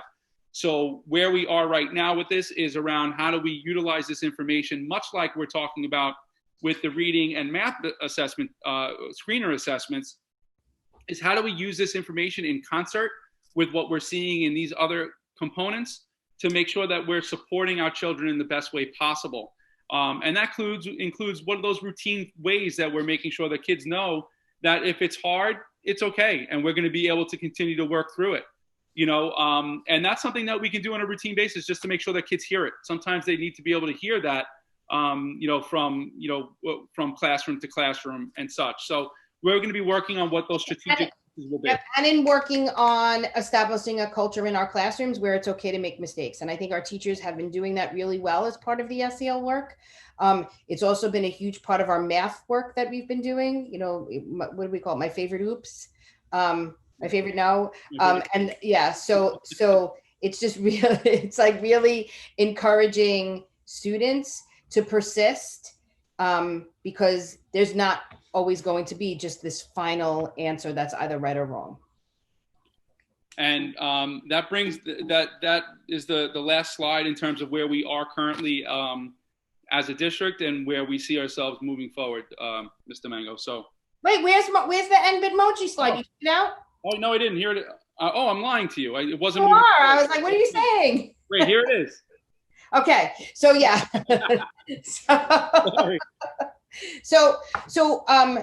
I know this was a very long presentation, but I think it's important that our parents know the way that the district is looking at student performance progress at this time, the way we're supporting schools and doing the same, and the way it's not only about academics, but in the end, it's about academics, right? We want our students to be able to be socially and emotionally healthy. We want to start tackling issues and concerns that come from chronic attendance, chronic absenteeism. But at the end of the day, we also want to continuously look at the learning that's happening across our schools and that our students are growing academically and social emotionally. So Dr. Mike and I and our team at the district office are committed to doing this work and supporting our schools. And we really do have this, and we hope that that our collaboration and our work with our parents and our community will continue. And we'll be back again in March and then again in June to really talk to you about the progress of our work again. So I want to say thank you. I know that there were a couple of questions, Mike, Joe, in the chat that you wanted to go through. I know that Laura Sure. had a question. Yes. Well, first of all, thank you for the very detailed presentation. And I, as a parent, certainly appreciate it. And it shows that we as a district are always on on top of our game. And we appreciate that. If you want to go back to some of the comments in the chat, I don't know if fellow CEC members were following, or you want to help me out here? Going back to the first question asked in the chat was from Jenny. She filled out a form before November 15th for her child to start blending learning in January. Yeah, Anne-Marie, you know what? Can I? Do you mind if I just go specifically to this one and then we'll go to that piece? Sure.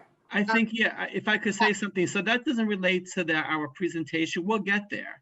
Yeah, Okay? Because I see one of the questions that Laura asked talks about how will this affect our students going from elementary to middle school since there was no state test. So Laura, that's one of the reasons we found this to be very important. I mean, we want this, across all grade levels, but what this particularly does is gives our students that are transitioning from elementary to middle school, it gives their schools a picture of currently where students are and the best ways to support that. I don't know if that is the question that you were specifically asking, but I mean, if you wanted to come in and just say yes or no, but that's one of the important reasons why we are doing these benchmarks. Are you here, Laura? Yes, I'm here. Hi, how are you? How's everyone? Hi, Laura. Hi, Laura. My question, yes, that answers part of my question, but the other part of my question is, you know how when the kids go to transition from elementary to middle school and they check the assessment, because I know that's part of where they place the children? Sounds like an enrollment question. No, that's a District 25 question. Oh, SP. That's for District 25 from elementary to middle schools. That's what you're Right. talking about, right? You're talking That's what I'm asking. classes. Yeah. So Mike, can you talk a little bit about the data that we gave schools to make those decisions? So typically what schools will do, they'll take the performance from children. We kind of break it down into a number of categories. One being where they were in terms of their core course grades, overall percentage that they had in terms of attendance goes in there, performance in terms of state assessments. Now, because there was not a state assessment in previous, last year, we do look at the previous year to support that kind of work. Yeah. Now, Laura, for this year, as of right now, we have not heard from the state that there are not going to be state tests. But if there are not, then we will re-engage with our parent community around what we will look at for placement the following year in those classes. Okay, thank you. Okay. So Tommy, this is actually difficult to compare, and Louis, I'm sorry, Mike, maybe you want to just talk about that. We're not necessarily comparing iReady and MAP to state assessments over years, because one of the reasons it makes the comparison difficult is a number of schools are using iReady for the first time this year, so they wouldn't have a comparative sense of where children would have performed on that iReady assessment in 2019-20 as compared to 2021. But it is something for schools that have administered it for previous years to look at in terms of growth patterns across grade levels. It's just not going to be as significant as saying that there are 23 or 26 schools that did that, because a number of them jumped on board for the first time this year with iReady. But for the small sampling of schools that took it last year, we would be able to do that. And just to remind everybody, Superintendent Domingo and Dr. D'Antona, that these screeners are formative, that we're giving them in October, the beginning of the year, middle of the year, and end of year, so that principals, APs, teachers are teaching focused on the priority standards and the needs of individual subgroups, individual students, individual classes. So it's really to inform the schools, the district, the borough, so we can provide professional learning in the areas that we see most in need for particular schools in District 25. And so I just want to say, thank you to Superintendent Domingo and Dr. D'Antona and their team for sharing with the community how they are looking at assessments and data early in the year. We're not going into this blindly saying, okay, these children are in second grade. These are the standards that need to be met, and teach. Teachers do formative assessments every single day in their classrooms, but they also have a screener, which is the iReady or MAP or Lexia, that they are looking at to determine where different subgroups, individual students are, and how to support and make changes in their units of study. And that is the support that principals will do with their schools, and the superintendent will encourage the principals to work specifically on specific priority standards that we see are the outliers within that school or within that subgroup, or an acceleration.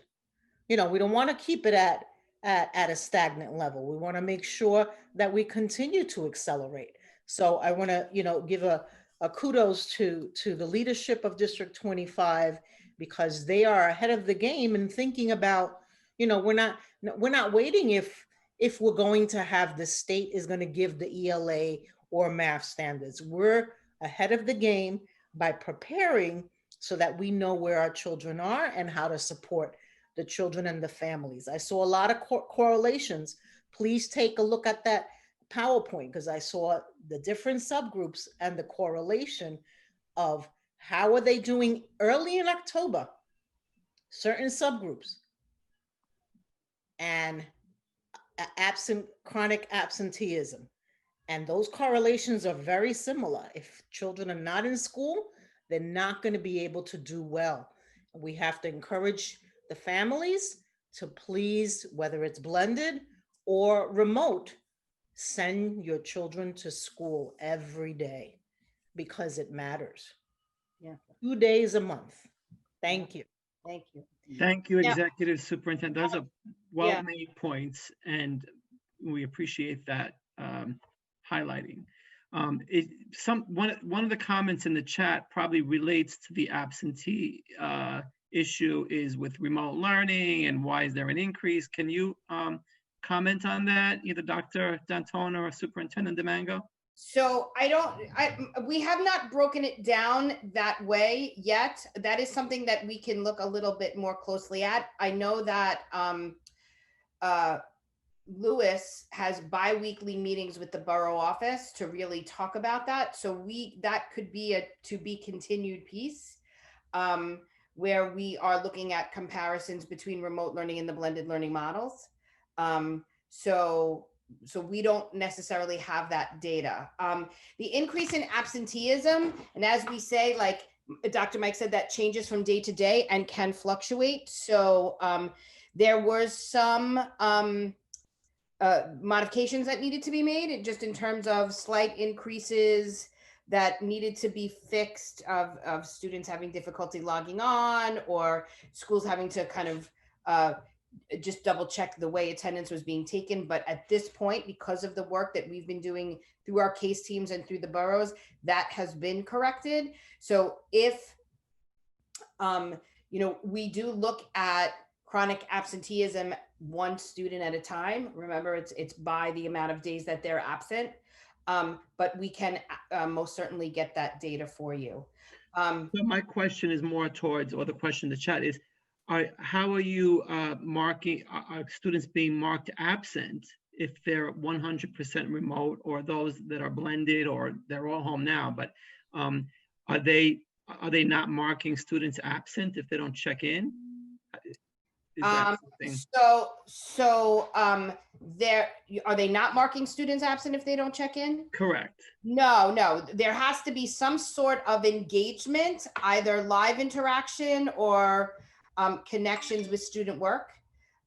So no, there are systems across every school where if students are not live, that there is contact made with the child to make sure that they're okay. And then as part of that conversation, it is around, before a certain time frame that is set by the school, you have to submit work, and you will be marked present with engagement. But that has to be done by a certain time frame. So Kids are not being marked absent. Kids are not being marked present if the school has not made a connection with them. So if the question is, could it be the case that a child's 100% fully remote that gets marked absent? Yes, if they don't connect during the day, they can be marked absent for if they are not connecting with anyone, they haven't touched base with any teachers throughout the entire day. Yes, they could be marked as being absent if that is the case. Yes. Understood. Okay. The other piece that I just want to say to parents that I love is your interest in parent chats. I think we've had some really successful parent chats at the district level. I see two parents here that they're saying that they have not been implemented in their elementary schools or their middle schools. One of the things that I love also is that we have so many principals and assistant principals that attend our CEC meetings. So they are here tonight, and I will let them hear. If a parent is interested in engaging in a parent chat, please reach out to your school's parent coordinator and let them know. because we have said on multiple levels that parent chats are an expectation from the district. So if they have not been organized yet, they will be. So please, to Daniela and the parent of the middle school, reach out to your schools and let them know that you're interested in participating. Perfect. Before we move on, are there any of my fellow CEC members who have any questions or comments regarding the presentation?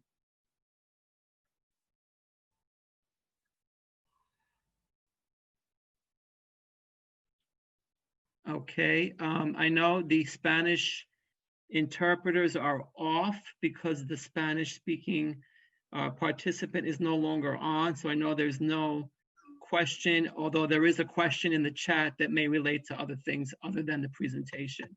So at this time, if there are no other questions, and please, those that have been, the members who've been monitoring the chat, is there something that I'm missing here regarding the presentation, or can we move on? Brooke, Anne Marie, Christine? I think you covered all the ones that pertain to the presentation. Okay, so at this time, Superintendent, are you able to discuss the anything to report to us regarding school openings and whatnot? Yes, so Executive Superintendent Sardui is on here. Executive Superintendent, I didn't know if you wanted to make any statements before I go into an explanation just regarding 5-day weeks of consideration of the mayor and the chancellor, as well as testing, and then I can kind of take it over. So I want to begin by saying, and thank you for allowing me to speak. I want to begin by saying that we are able to reopen schools on December 7th because of each and every one of you, the parents, the students, the teachers, and the administrators. There's a very low percentile of students and or teachers testing positive for COVID during the time that we were open previously. In some schools, we were testing most of the time on a monthly basis. And we took many strategies that the health experts shared, which is wearing a mask, social distancing, washing our hands, and frequent testing, and staying home if you were exposed to someone who is positive or if you were feeling ill. So all these measures, each and every family really are following really, really well. And this is why we're able to open up our 3K through grade 5 schools.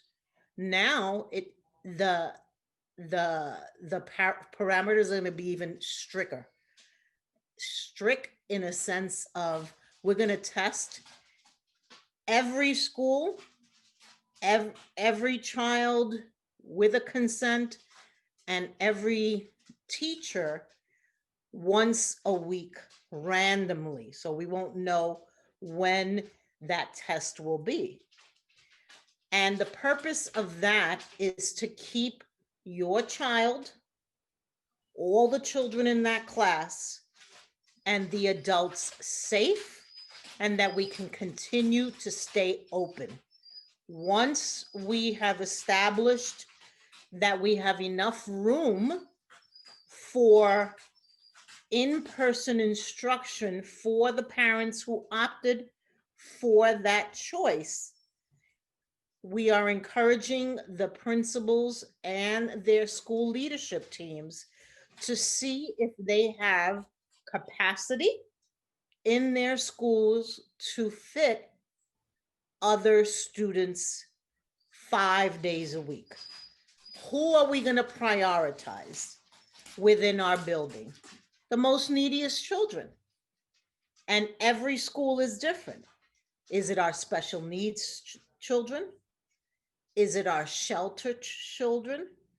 Is it our L students? Is it a particular grade? And so schools are going to be making, and principals have been making those decisions in this week and in the past, because as people were moving to remote, if you had more space, you were able to change your program. So that said, I want to I know that some parents are feeling uncomfortable about testing, and you do have a choice. If you don't want your child to be tested, then he or she must learn remotely for the safety of every child in that classroom and for the safety of every adult in that building. That's the charge that the principals have.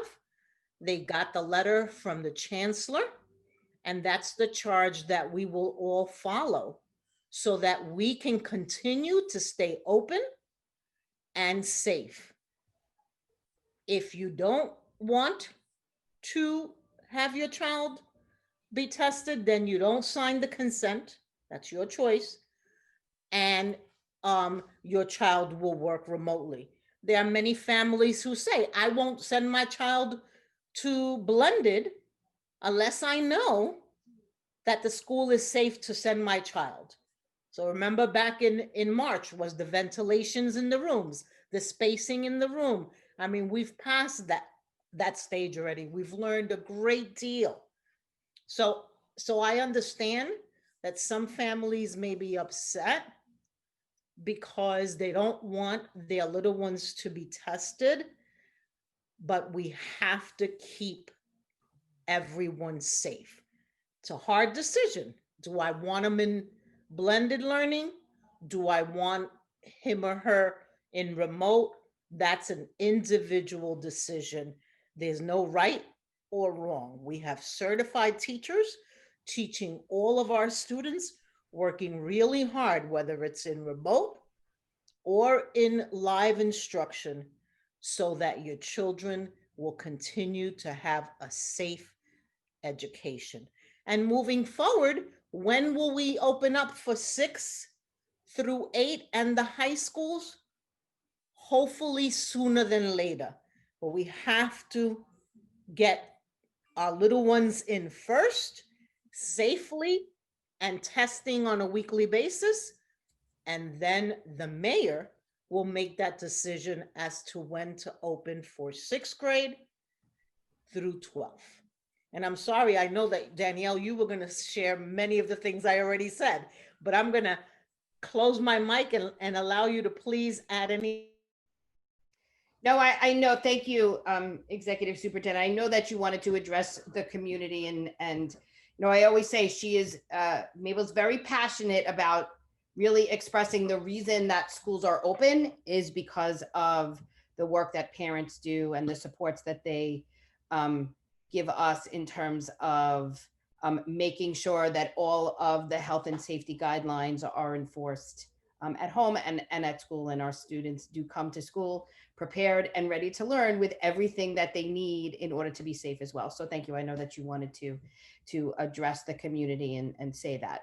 I didn't mean to put you on the spot, but I know that you've been very passionate about it, and just in terms of connecting with the community and making sure that we answer their questions. So Anne Marie, so actually I do want to talk about the 5-day-a-week thing. I think it's really important. One of the things that we say is that, you know, Danielle Domingo is always going to be honest. And so you guys know that we are an overcrowded district. We are lucky to have so many families that value our schools and they want to live in our communities. And so that being said, we also have many of our families that opted to fully remote learning. And so one of the things is exactly what Executive Superintendent Sardui said. Tomorrow I'll be meeting with our principals and really answering some of their questions. We do have some schools that have already put in requests to go 5 days a week because they have the capacity and the staffing. And those are two of the things that we're asking our principals to look at. And then if we don't have the capacity and the staffing to bring back everyone, that is when we need to start talking as an individual community to see if we have opportunities to bring back certain groups of students. Those decisions are going to be discussed at the school level when you get to that place. But I think it's really important for everyone here tonight to know that our principals have done tremendous work with scheduling and programming and making sure that you know, our schools are organized in a way that support teachers and students around learning. So they are able to answer questions for you as to whether or not we can go fully 5 days in a certain school, or certain students can come back and engage in that discussion at each individual school level. So, so what I can say to you with confidence is that our principals will be engaging in looking at the possibilities of that, and will be able to answer questions that each individual community member does have. So that is our commitment, that we're going to look at all of the students that are in schools. What is our building capacity in alignment to the health and safety guidelines? And then we'll be engaging with parents around 5-day-a-week schedules. Okay, so some schools will be able to do it and they've already requested it, and some schools may not. Okay. So now, Anne-Marie, I know now you could go back and ask the question that was in the chat before. Okay. Do you want the very first one, or you want them in groups? However you The want. very first, let's start from the top.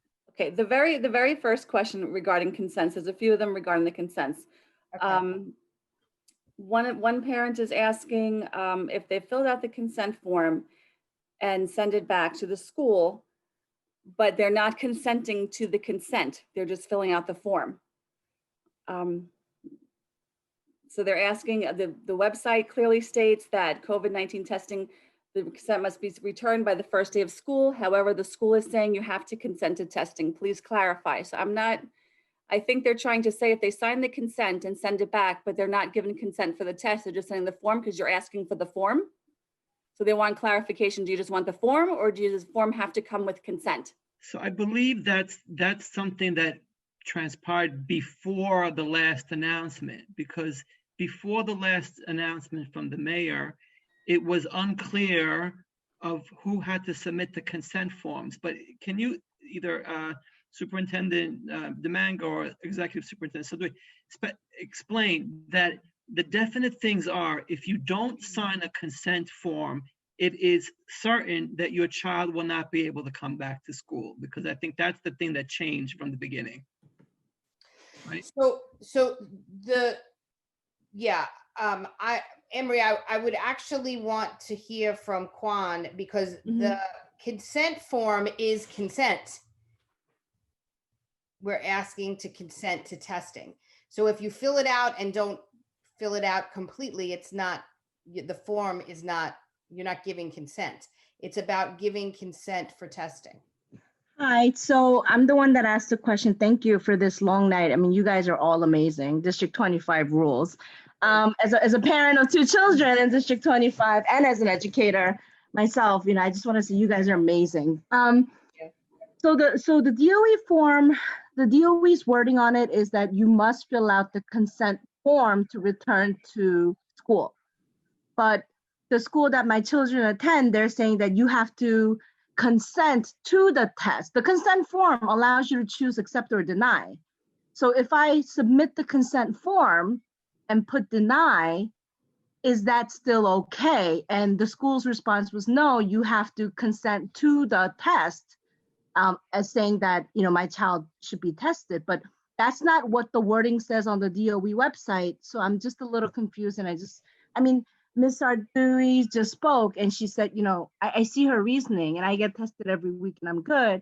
I don't mind my child being tested, but it's really sneaky. And I think it's actually very absurd that DOE is saying you have to submit the consent form, but then the schools are saying you have to agree to the test. And they're 2 different things. Domingo, perhaps you want to put on the chat the actual consent that that we have, so that we can make sure that we're looking at the same thing. Yeah, Louis, I know you said you were going to put that in the chat. Did you put that in yet? Not yet. I could a link to the PDF of the consent form. Yeah. I'll do that right now. So that's important because it appears that the consent form changed from the original one to the new one, correct? Correct. Yes. So the reason that the consent form changed was when the governor came out with weekly testing guidelines. Our original consent forms did not speak to weekly. It was monthly. So now the consent form is updated to address that.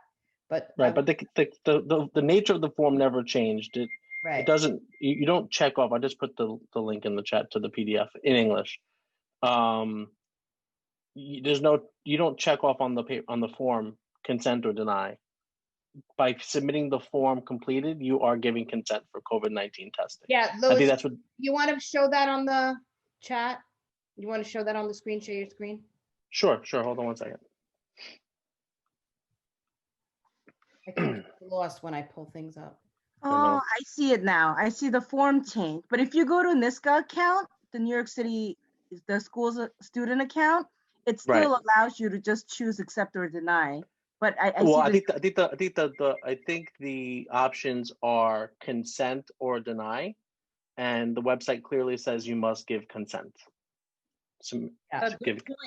Good point. For that parent. It is. I will definitely raise that. Yeah. To It's might be a little tomorrow confusing. morning. In It's your saying new- you have to complete it, and if you deny it, that's still filling or put the new form. Right. So But that Louis, are you putting it in the chat? Just so we can, I mean, not in the chat, in the, like, share your screen for 1 second so they Yeah, can. I'm going right now. I'm doing it right now. Thank you. You guys made it very clear. Thank you. So bottom line, if you don't consent to have your child tested, your child will not be permitted to come back to school in person, correct? Everybody has to understand that. Okay, Anne-Marie. Okay, another What's question going on? regarding consent, I think you answered already, is they want to know why the form changed? Why did the consent form change? Yep. Okay. Yeah, it was because of the difference between the original consent form said monthly, and after the governor's announcement, they needed to add weekly in certain zones.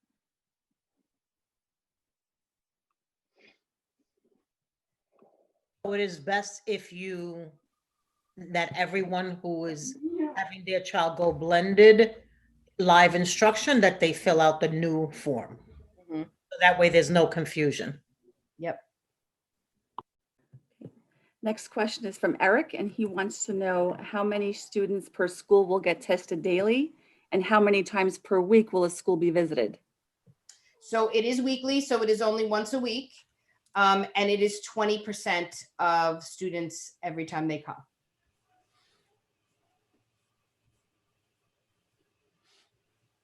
The last question I see is Francis and Daniela both are asking about if the child doesn't feel comfortable when they're picked, are they still going to be moved to remote if they refuse the test?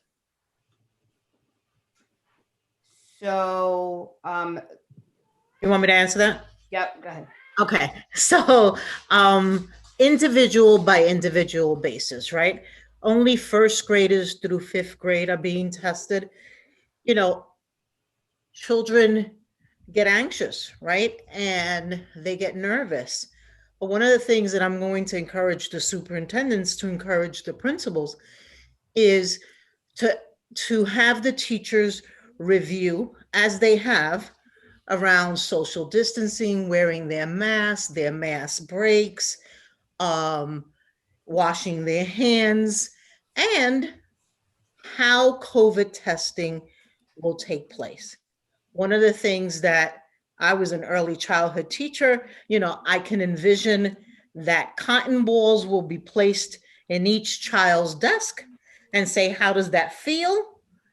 And children will express how it feels, that texture, and then they can throw that cotton ball away and the teacher would say something like, when it's our turn to be tested, they're going to take, like, and the parents can help with this too, the size of, like, let's say a popsicle stick. And on the tip of the popsicle stick, there's going to be like a soft cotton ball. And they're going to do the sides of your nose just on the tip, not all the way inside like I had done at the beginning of COVID testing, where they went all the way in. No, they're going to the tips of your nose. And let me tell you something, our children, pre-K, K, all the way through 12, the little ones don't have a problem wearing a mask. And that's because you guys have supported that and worked with your child, and the teachers have worked with the children. The same thing for testing. Have the teachers explain to the kids what's going to happen. If a particular individual child struggles that day, we're going to take Johnny out of the line, whoever he has a special connection with. It could be the parent coordinator, could be a school aide, it could be the teacher, or an administrator or a guidance counselor to talk to him or her. It could yeah, executive superintendent. So one of the things that I've been communicating to parents across the district is that, because we, some of our schools were in the yellow orange zone for a little while, we had to do weekly testing in our schools, and then that transferred to other tests that were happening. So all of our schools have had testing at least once, and our teachers and school administrators have done a really great job in supporting parents and students when they're scared. I actually just spoke to a parent yesterday, and she just put in the chat that she showed her daughter like how to do the testing, because I went and got it myself when it first came out here, just so I can speak from experience. And what I say is they just take from the tip of your finger to the first line of your finger. That's as far up as they go in your nose. So if you give your child a Q-tip, and now I'm going to stick my finger up my nose. This is where we are. It goes in like right here, right? Like on the outside of your nose. So to start practicing with your child around there. And I do know that the labs that have come have been really amazing with the children. So we are there to support families of students that have difficulty with testing. Lewis is going to put in the chat, because they just released this today, and in multiple languages. We want parents to know that there are 2 forms that can be completed in terms of special cases. There is a students with disability exemption form. And there is a medical, Lewis, can you go up for a second? And there is a medical, go up a little. There is the student medical exemption form. Now, student medical exemption forms currently are for health conditions where it is unsafe to undergo testing, and they give specific examples: facial trauma, nasal surgery. So anything like that, you can go to your doctor, they will fill it out. It gets reviewed by the health officials, and then families get a response. So these are the 2 forms. I know a lot of parents have been asking that you can fill out. The students with disabilities exemption form, in order for parents to fill that out, your child does need to have an IEP. So just wanted to kind of give families information about that. But otherwise, I just want to reiterate once again what Executive Superintendent Sardoui is saying. When you hear about our infection rates remaining low in our schools, it is because of the work that we are doing together. It is because of the testing and the test and trace and the isolation work that we're doing. And that's one of the things that we all want to work together for our families that are opting into blended and then hopefully 5-day learning, is we want to keep our schools open. And this is the best way that we can do that, is to do continuous testing. So So Okay. if a child, back to that point, if a child refuses to take the test or there's an issue, I'm assuming they'll go to another child as long as they reach the 20%, correct? I mean, it only becomes a problem when they're not getting 20% of the students tested. Well, I mean, eventually, if a child continues to not be able to test, that is something that we would escalate for next steps. On a case-by-case basis, basically. Case by case. We don't want to isolate children and kick them out to go to blended. That's last resort, right? We're going to talk to the parent. We're going to talk to the child. Hopefully the next time around is a better experience for him or her.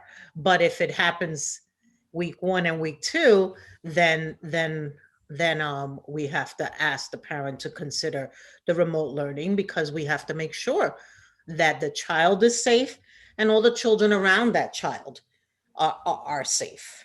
Absolutely. Yeah, I want to be very clear, because I know that Francis asked the question. We're not going to force a child to be tested ever. That's really important.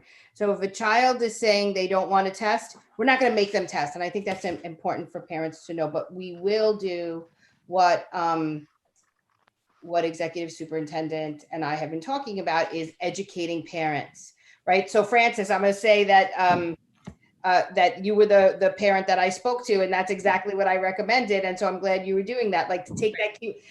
I've never stuck my finger up my nose more, except in talking about testing, to take that Q-tip and show them what they do. So this way it's not so scary. And actually, in many of the sites that I have visited, the kids see the other kids coming out from the test, and they all say to each other, even the younger ones, they're like, oh, it's nothing, it's nothing. So they do see a sense of relief. And we have not had that many children that are uncomfortable taking the test. Okay. There's a comment in the chat stating that the consent form hasn't changed. It still says once a month, not once a week. So we can get an update on that. I mean, I'm assuming that has to change. It go down, yeah. It still says once a month. Such as weekly in the yellow zone, yeah, in accordance. That's for the yellow zone, right? It says in accordance with state and city mandates. Such as weekly testing and Such as weekly testing, as an example. Right. Okay. Joe, this is Rashmi. Can I ask a question? Rashmi. Sure, go ahead. Hi. Sorry, my camera is off and has been off this whole meeting. Just it's okay. We hear you and you're here, so we appreciate that. Thank you. Okay. So this question is directed towards Ms. DeMango.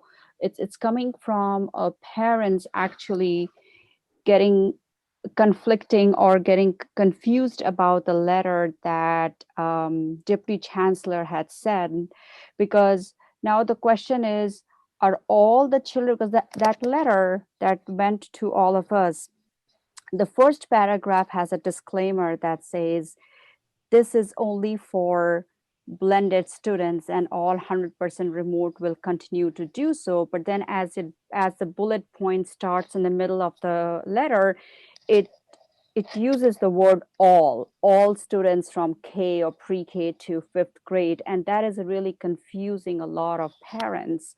That is this 5 days a week that is starting from next week? Is it for all the kids, or it's only for kids who have chosen blended as of now? It's only for kids who have chosen blended.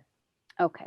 So thank you for clarifying that. So my second question is to that, then why are some parents getting letter in their student accounts who are 100% remote to sign a consent form?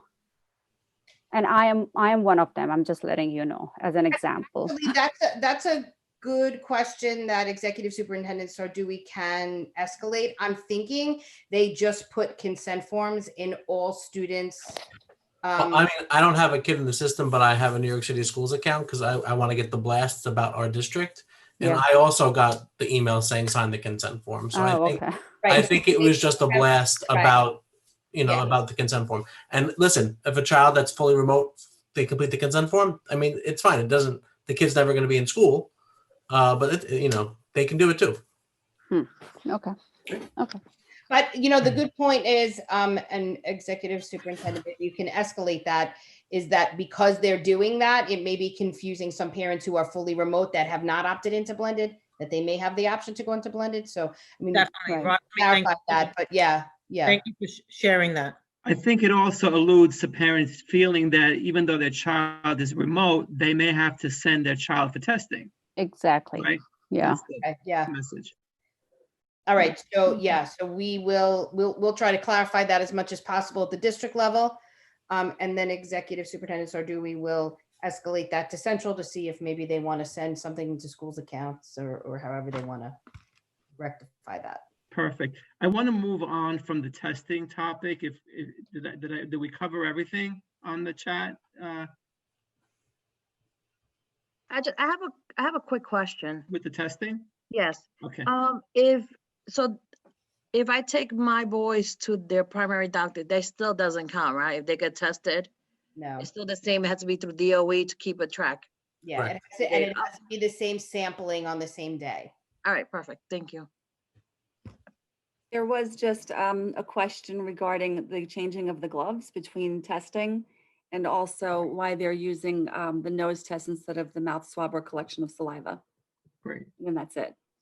I do know that just in terms of the workshops that I attended, and I know that I attended one with Joe that was led by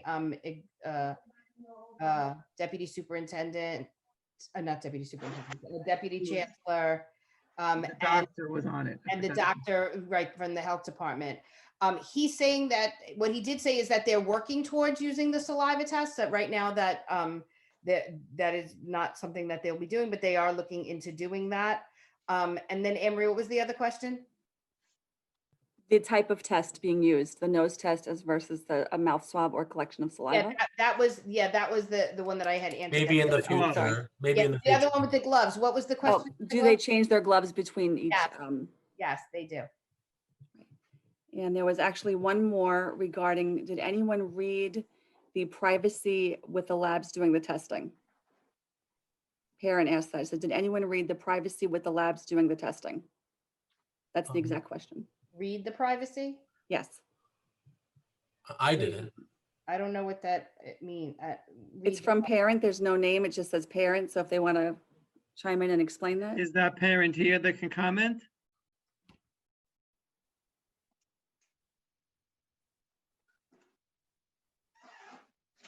Okay, and let's just move on. Anything else with the testing? I don't see anything else with testing. The last question, is the DOE using pool testing? That's up to each lab for how they run the test. Yeah, I don't know what that I don't know. Each lab determines that, yeah. Okay, so now I want to move on to the reopenings of the schools. I'm getting, and I also personally feel that the middle schools are, and I'm not excluding or downplaying, the younger students definitely need to be back. The special needs definitely needs to be back. But I believe the middle school students also definitely need to be back. We represent the middle schools. I can't speak for the high schools, but I don't understand why the middle schools are being excluded at this point. And there is rumor that they're not going to go back till after January, right? So do you have any comments on that, or what the intention is with the middle schools? Because there are a lot of middle school parents that are not happy with the latest news that their children will not, be excluded from going back right now. So thus far, what I have is the amount of testing that has to be done throughout the city for elementary schools once a week. They want to establish that first because it takes a lot of manpower to do the testing and the tracing, and we can't do it all for all the grades at one time. So that's why we're doing it in a slow basis, one group at a time.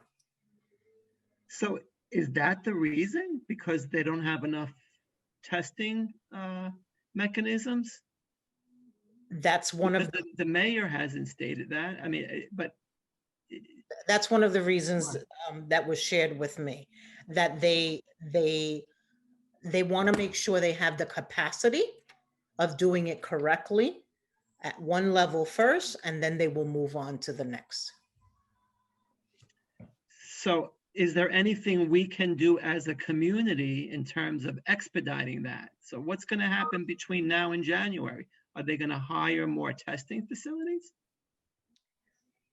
I don't have. Right. I mean, I'm not pointing at that point, but I just, as a parent, I don't think it's fair that the middle schools nor the high schools be excluded, because you're now completely disregarding the needs of those students. And, I, as a parent, feel that my child thrives in a school environment and she's not functioning well at home. So I think that, my child is being, all middle school children are being, unfairly excluded. Is it a budgeting problem? That's something, I'd like to take on, and find out what the real issue is and how can we get them back to school. Yeah, and they will eventually go back to school. They haven't given us a date yet, but definitely we'll take it back. Much appreciated. Are there any comments in the chat on that topic?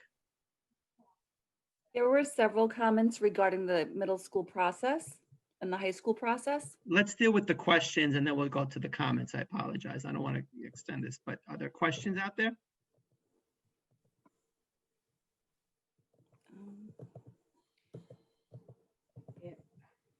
No, not that I see.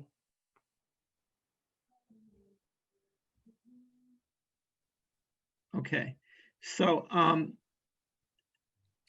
will just say, Joe, so you know, is the 5-day are conversations that middle schools will be having right now. So when you return, that will apply to them as well. Mm-hmm.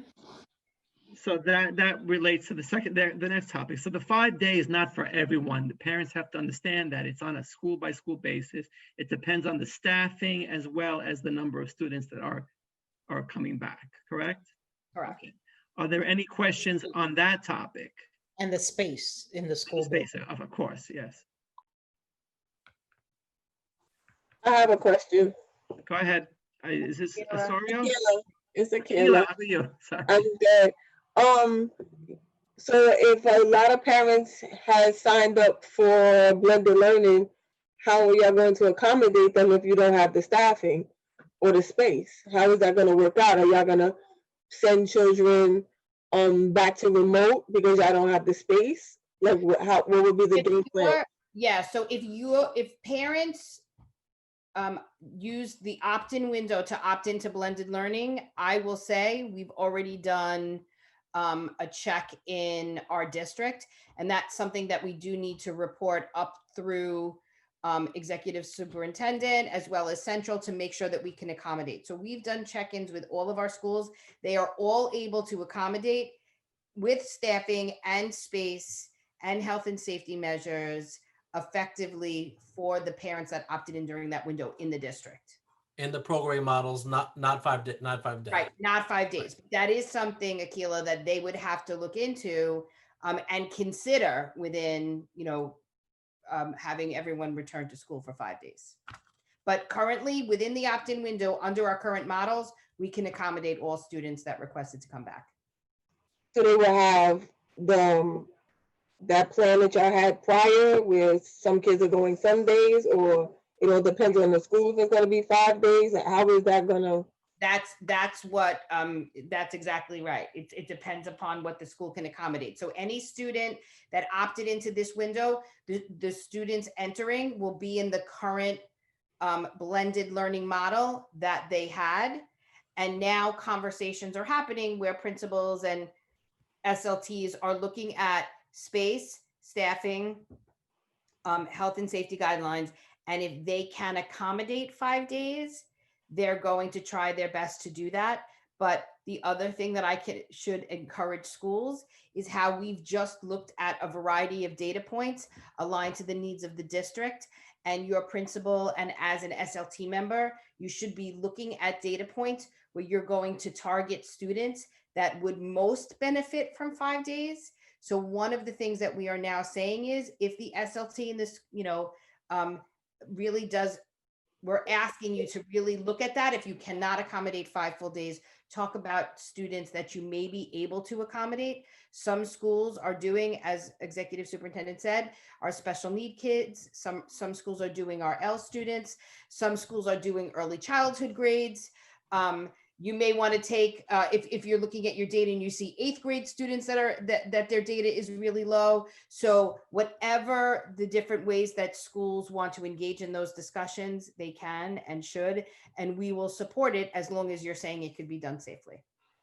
Okay, one more question. As far as the children with the IEPs, I know y'all had given a deadline for when they were to opt in. Now they're staying 5 days a week. The parents that have children with special needs and things like that that did not opt in, but need the services because they're not getting them at home, or they're not being met to the full, what happens then? Is it going to be on a case-by-case basis? Are y'all going to provide services for them if they have them in school better than they do remotely? Are y'all going to switch it up? Are y'all going to assist them? How is that going to work out? So there are situations where we look at each individual case on a case-by-case basis.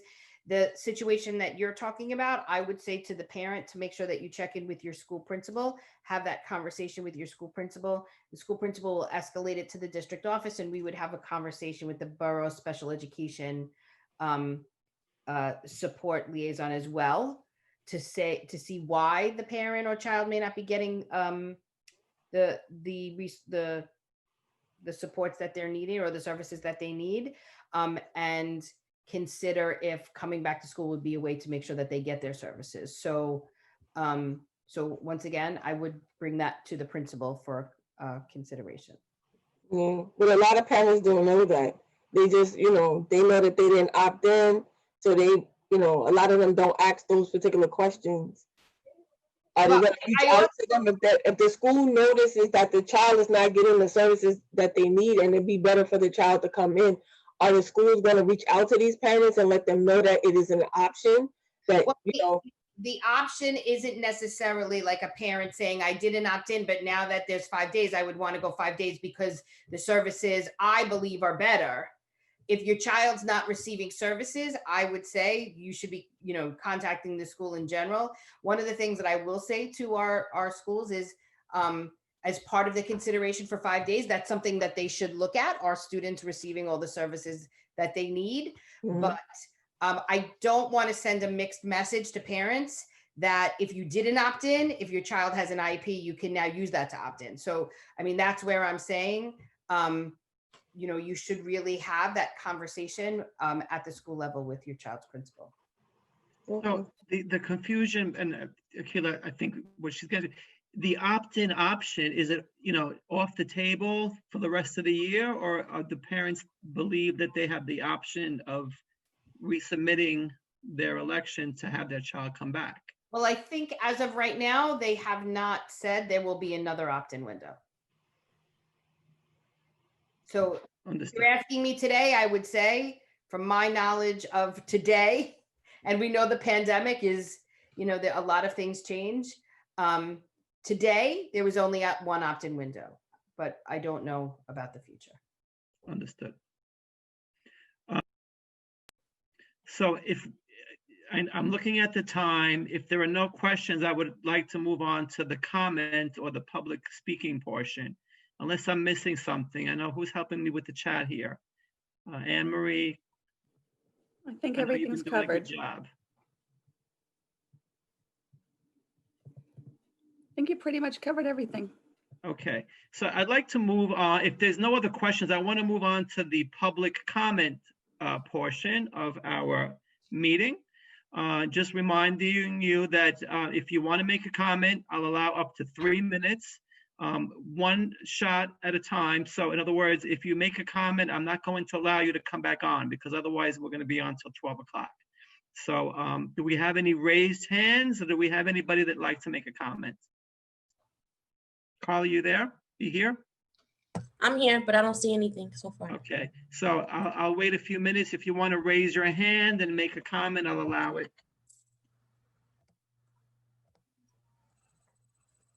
Joe, I'm sorry, it's Christine. Hi, Christine. Tommy Coe says that we missed his question above. I'm trying to scroll back through the chat. I don't know if maybe he wants to ask his question. I apologize, Mr. Coe. Are you here? Are you still on, Mr. Coe? Yeah, sorry. No, I have a apologize. question. You wanna ask Yeah, your no problem. question? Hi, everyone. I just have a question. I mean, on me being part of the SLT, I had a lot of questions. I mean, I had a lot of parents who are graduate, who have kids graduating this year, or senior this year. Asked about when is the new school opening admission process going to open up, and what is the process? When is it going to be determined what the screening programs in high school and middle school, and what is going to be happening to them? Because, and when are the open houses, right? Because we'll normally we'd be all be submitted by now, and they'll be waiting for results, right? And then the DOE flip-flop 2 weeks ago, right? They said we're going to open it, and then we said, oh, sorry, and then they just said, don't worry about it, just the videos, right? No link to open it. So, considering we are almost at the end of the year, what is the guidance or what is the information? I mean, it seems like there's like nothing. So unfortunately, Tommy, I can only speak to what I can commit to in terms of middle school choice in District 25. Right. So we know and we've escalated and I know that Joe had actually requested that somebody come and speak at this meeting regarding that. And they said that that we will be on their list as soon as they're able to release that information. So what I can say to families is that District 25 is a middle school choice district, and we will, and that is why many of our schools are having open houses, because we are going to maintain our choice option, which means that any parent in the district can apply to any middle school.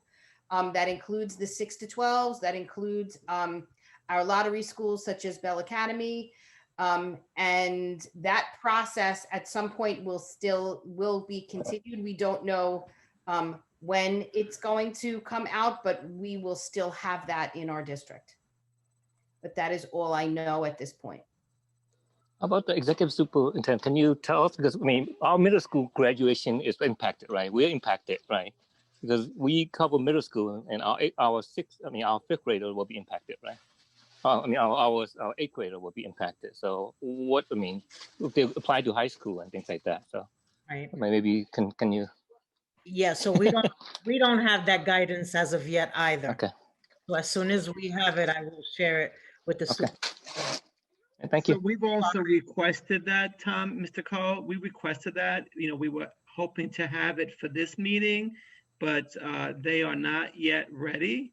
I know they're working on it and they will advise us. So it's something that we hope in the next few meetings, we will get some guidance on, or instruction. But very good questions. So if there are, I've given the opportunity for people to raise their hand or public, you know, make any public comments. Are there any of our CEC members that would like to make a comment?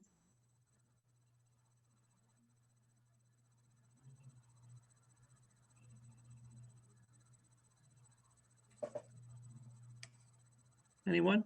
Okay. Do we have anybody on the list or raise hand? Joe, Miss Yes. Leakey wants to make a comment. Who's that? Miss Leakey, Joe Leakey, the principal. Hi, go ahead. Mr. How are you? Nice to see you. How are you? Nice to see you Good, as good to well. see you. Executive Superintendent, Deputy Superintendent. Hi, everybody. Good evening. Hi, everyone. I'm listening as a principal to all the parent concerns around the COVID testing piece. And I feel as a principal that I just want to get on and I want to let you guys know that, you know, myself and a lot of my colleagues really sit with the children as they're tested. Myself and both of my assistant principals actually have supported the children. We've had 2 testing days in our building, one in October and one in November. And every day we get tested and then we speak to the children outside as they're sitting and waiting, and we let them know what to expect. And I just wanted the parents to know, because I know that there's so much concern about what children will do if they don't have you. And there's nothing to replace you, but I want to tell you that I have not had one child who has felt uncertain or nervous after we've spoken to them. Not one child. And we've tested 145, students and teachers. And I know that in District 25, our schools are supportive in that way. And if it isn't the principal, it's somebody else who's there supporting the students. And I want you guys to know as parents, and I'm a parent too, of two girls who also went to city schools and are, one is currently in college, but one is in a city high school. And I am one of you. And I just want you to know that I really believe that everyone in schools are worrying about that and looking at that as if your children are our children. And I know that you're not. You have to feel a sense of knowing that we care about them in the same way and that we're really looking out for them. I wanted to tell you that as a principal, because I know that there's all this fear and this not understanding. And it's not even cotton. It's a tiny little plastic tip that just goes literally around the rim. And when I tell kids that, they're like, I'm like, I'm here for you. I got you. And the kids have been fine. I just wanted to tell you that because I see so much concern and I know things have been crazy. I think things have been crazy too, but we're looking out for your kids. And that is the least thing you should be worried about because we really are there. That is our joy and our commitment. And I just want to say that to you guys. So for whatever it's worth, I really think that part of it is going to be okay. So we certainly appreciate that and thank you. And I know my kids are in good hand and I know the kids in our district are in good hand. And I've had nobody, approach me and say, look, the experience with the testing was horrible and my kids feel comfortable at school. So I get it. And we appreciate that. And that's something that's important for the parents to understand. We're all in the same position and our kids are in good hands. And it's for principals like you and staff, in our district that, we have confidence in you. So thank you for that comment. Thank you, Jill. I just texted her, I love you. So, I'm still, as a parent of middle schooler, still, going to taunt on the fact that my kid cannot go back to school. And, I will stand firm on that. I think, I don't think that there are cases larger in the middle schools than there are in the elementary schools, but I don't think it's fair to exclude that group of students. And I want to see them go back to school if it's possible. And if it's because we don't have enough testing, then I think that needs to be addressed. We will definitely escalate that. Yes, thank you. Are there any raised hands or other comments? Going once. I have my hand raised. I've had it for a while. I'm just waiting. Hi, Francis. I didn't see your hand raised. Carly, do you see any more hand raises? No, I'm sorry. I didn't see it. And Jill, you still have your hand allow up. you to speak. Thank you so much. Thank you, everyone. And, I took the advice of Danielle and I took out a Q-tip, but my children weren't having it. And as much as I tried to convince them that it's just the nostrils, they weren't. So my concern is, these kids are already living in a very weird time, right? And then we add another element of going to school and being tested. And, although I know why it's there, it's for the safety, but it's just another element that we want our kids to want to go to school. And now many of them don't want to because we've just added another layer of putting stuff up in their nose or collecting spit. So I just want to be clear that it's not going to be an easy thing for these children to want to be tested. I know my daughter, when she had hernia surgery this past summer, they did a long swab COVID test and she smacked it out of the nurse's hands. And I know for a fact she's not going to allow that to happen to her again. And even if I sign the consent form, I'm not there to talk to her and I'm not there to, hold her hand. But I guess we'll have to cross that bridge. But I just wanted to say there was a lot of comments in the chat that weren't addressed. And one of them being that there's testing every week, and I think it's just the yellow zone schools, but if it ever comes down, right now we're receiving letters from our schools that their school buildings are closed. So the more that we test, the more at least two people are going to be tested positive, right? So our school's going to just keep opening and closing every time there's two. And then what kind of structure are we going to have for these children if we keep bringing them home, sending them to school, bringing them home? So I just wanted to see what's going to happen if that happens, or if that what our future is going to look like in the next few months. So I think, unfortunately, the pandemic is something that none of us wanted, but what we do know is the testing and the positive test results and the responses to that is what's preventing the spread within our schools, right? So the current case protocols is that if there's one student or staff member in a class that tests positive, they close that classroom and quarantine for 14 days. If there are two or more unrelated cases, they first close the building for 24 hours to do an investigation and deep cleaning, and then further guidance if they cannot see any sort of connection between the two cases, they do close the building and quarantine for 14 days. So the spread doesn't continue in the school building. So what I mean, I can't say because I'm not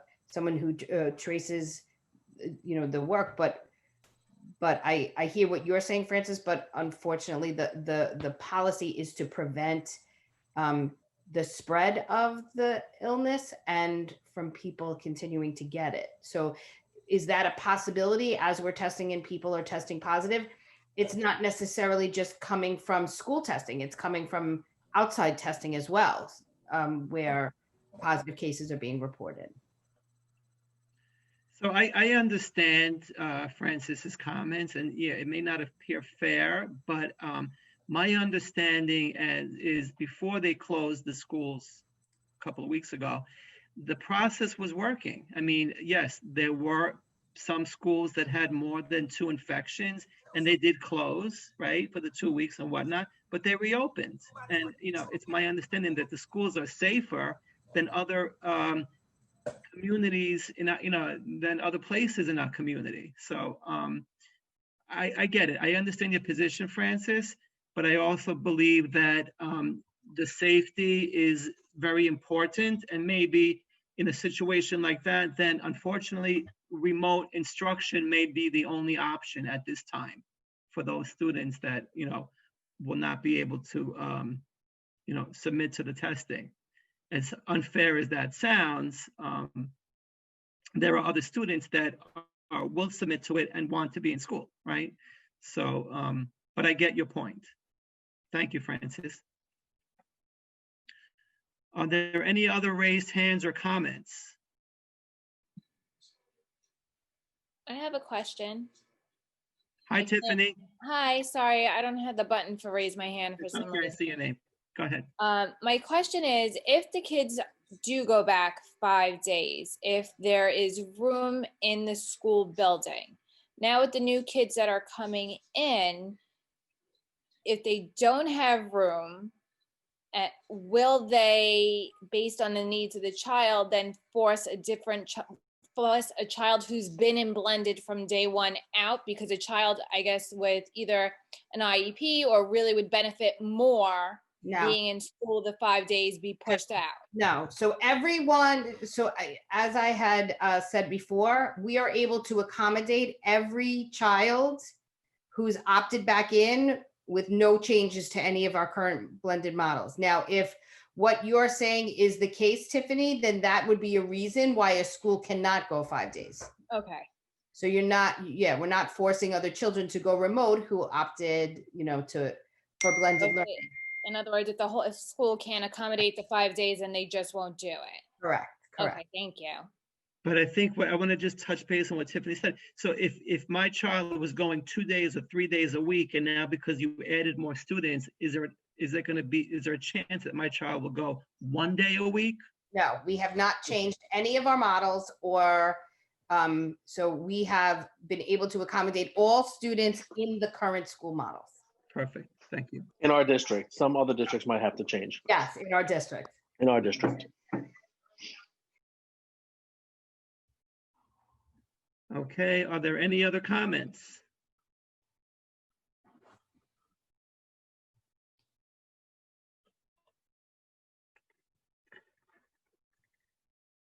If we have no further public speakers, then Francis, I'm sorry, Joe. Francis has her hand up. I just have a quick question for. I'll allow you. I know we only allow 3 minutes per speaker, but I'll give you one more opportunity. I don't think I took 3 minutes. But anyway, thank you. Joe, I have a quick question. Is there a reason why we chose to do it this way rather than have children go to their primary doctor, get a COVID test, come to school with a negative, so that everyone who comes to school is negative, rather than have kids that could be positive, still learning, and then we find out after the fact? I'm just curious. So I think that was addressed at our last meeting, but are you able to comment, Superintendent? Or Executive Superintendent? I mean, I'm not somebody who can kind of trace the pathways of a virus. I would have to, I will escalate that to get that response from. No, I'm just asking, why wasn't it the other way? Like, I have to provide, my child has to come in with a result that he or she is negative to go to school, so that all the kids attending school are negative, rather than the way we're doing it now, where some could be positive, some could be negative, and we have to see if the ones that got tested are the ones, because there could be somebody who wasn't. So you mean a negative test to get into school on Monday, and in addition to weekly testing in school? At least for 2 weeks, you know, that, well, or weekly. I don't know that if you want to do weekly, that they have to come in proving that they're negative. I mean, it's still almost the same concept, but at least you know that the kids that are going in are negative and they're not positive, at least when they give in the paperwork. So I think you're alluding to the fact that parents would prefer to have their kids get tested independently rather than the random testing at the school, correct? Well, yeah, and knowing that the kids that are going to school are negative, as opposed to sending your child to school and you don't know who's positive, who's negative, and you hope that the person that was, you know, because they could be someone who wasn't picked that has COVID and still going to school every day. Joe, hi, it's Christine. I can I understand what Francis is saying. A lot of like companies, large companies, are requiring people to have a negative test prior to them re-entering the building. So I think that's what Francis is trying to say. Why not have people get tested, the kids get tested prior to them returning to school? So at least we know that the students that are coming into the school have already been tested and are negative at that time. It's kind of like the governor has, like, when you come into the state now, you have to be tested 3 days prior to your entry into New York. So kind of along that lines, right, Francis? Is that what you're alluding to? Yeah, that's exactly what I'm saying. Yeah, we can ask that question as to why that wasn't considered. I don't know the answer. I mean, just hearing the parents' concerns, they want to be there. This is a way for them to be there, and this is a way for our kids to be. At least the parents know that everyone going is negative for the most part, right? I'll get more feedback on that. I mean, and the mayor has addressed that in his press conferences and basically said that New York City doesn't have testing capacity to test 300,000 kids and tens of thousands of staff members in a short period of time. And I do recall that this question came up on a prior meeting, and I thought that they responded that, you know, the only way of doing it is, you know, measuring in the schools is by doing the random testing. Right. Well, that's what they did say, that it was in regards to test and trace, but I understand what Francis is saying. This is kind of giving us, in light of the new situation where the buildings closed down before Thanksgiving, this at least is giving, you know, you're returning to school on the 7th, but you were tested, whether you were tested at your own doctor or a medical, you know, city MD or whatever, you have a negative COVID test and you are entering the building at that point, 3 days prior, you did test negative. So I see where Francis is. I understand what she's saying. Like I said, I know a lot of bigger companies are requiring that. They have to be tested 3 days prior to re-entering the building. I don't know why they didn't consider that or maybe they did and they have a reason. We can ask. We'll ask. So We'll get an answer on that. I think that if Danielle, if you're going to escalate this topic upwards, then we have to add not just children, but also the staff and anybody who's going to be in the building, because they all have to have the same protocol. Because it wouldn't make sense if the children come in negative, but the staffs do not get tested. So we don't know if any of the staff is having. So it's my understanding that everyone who enters the school submits to the random testing, not just the students. Is that right? Isn't that correct? That's what will make sense. Otherwise, it wouldn't make sense. But that is the case. So they test students and staff. No. From what Francis was suggesting on that line, for people to come in before, for them to submit a negative COVID result prior to coming to the building, not just the students, right? All right, I'll escalate that. And the other thing I just want to lift up, the same procedures we had in the past where the 4 questions prior to coming into the building, the health screening questions will still be in effect, where it'll say, do you have a fever? Have you traveled? Have you been in contact with someone who has been positive? So that health screening will still be in place, and for the children as well as the adults. That's the protocol we have in place right now. I don't, your suggestion, Francis, of having prior to is a good one, but I don't know why they did not, put that in place. And it definitely was brought up at a prior meeting, because I remember we had discussion on it. Yeah, I know they did respond to it. I just don't remember what they said. I'll get the answer. Thank you, Francis. I'm going to allow, if there's no one else that has any comments, I'm going to move on because it is 10:07. Are there any other comments? So I thank you, Superintendent, Executive Superintendent, Dr. D'Antona, for your presentation. I thank all the principals and the parents and the participants who attended this meeting, and I really appreciate everyone's comments. If there are no other comments or questions, I will entertain a motion to adjourn our calendar meeting. Motion to adjourn. Second. Okay, so the calendar meeting is hereby adjourned. Thank you, everyone. I wish everyone a happy holiday, happy New Year. We are going to meet next, when, Carly? January? Hold on. Just give me 1 second. January 6th, I believe. January 6th is our next meeting.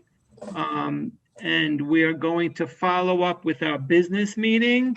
If you are leaving, then once again, we thank you. And we wish everyone a healthy and safe return to school if you're returning to school, and a healthy and safe New Year. And we'll see you next year on January 6th. Thank you. So I'd like to take a 2-minute break, if you don't mind, before we start our business meeting. Carly? Okay. Yeah. Thank you, guys. So Rena Walter had sent us a comment saying she's been in our district since 1969 as a student. And now she teaches here, and she's very proud of being in District 25. We rock. And she just wanted to thank us and commend us. Is Miss Leakey still on? Is Jill still on? Probably not. I didn't see. I really liked how she broke it down as, coming from a principal's point of view. I really think she did she spoke very well. Yeah. And I think it was good for the parents to hear from a principal, an administrator, that, like, I'm a parent and I get it.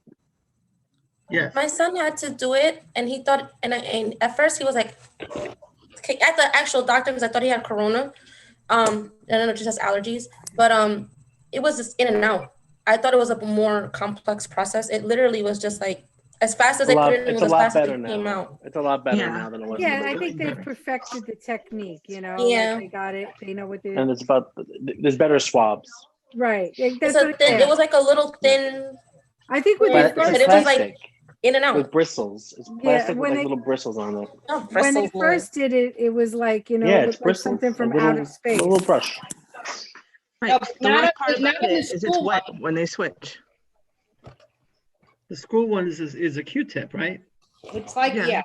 Michael's was a Q-tip. I did it in here. Danielle, you got a snack?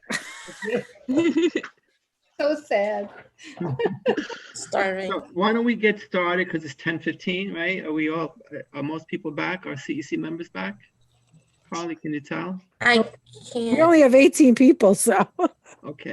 So Yeah, everybody's here. let's do the roll call and let's get moving on. Ready? with the business meeting, please. Yes. Okay. Joseph Di Benedetto. Present.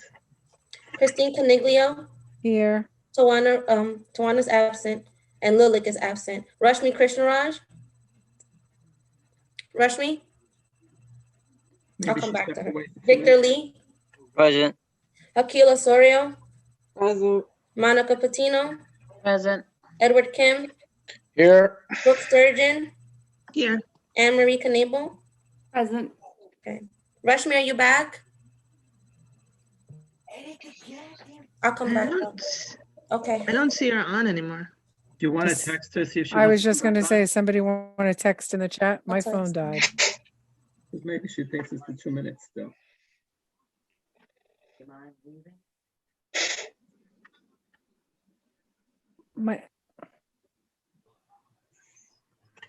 Okay.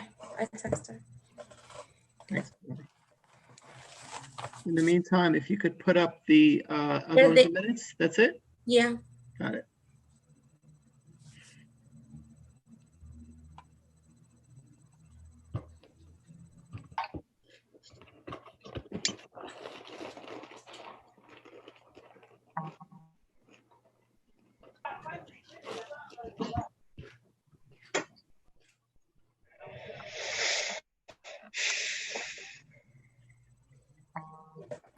In an effort to save time, can we at least review the minutes and stuff in the Yes, meantime? thank you, Christine. I thought, let's do that.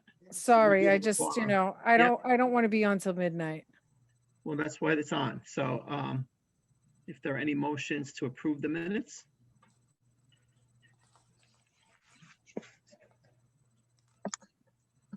I'll make a motion to approve. Thank you. Christine? Second. Thanks, Monica. And Monica second. So the business minutes are hereby approved. So this is the time for us to discuss any new business, including the agenda. Is there any member that would like to discuss new business? Hi, Joe. I don't know if it's new business. Hey, Victor.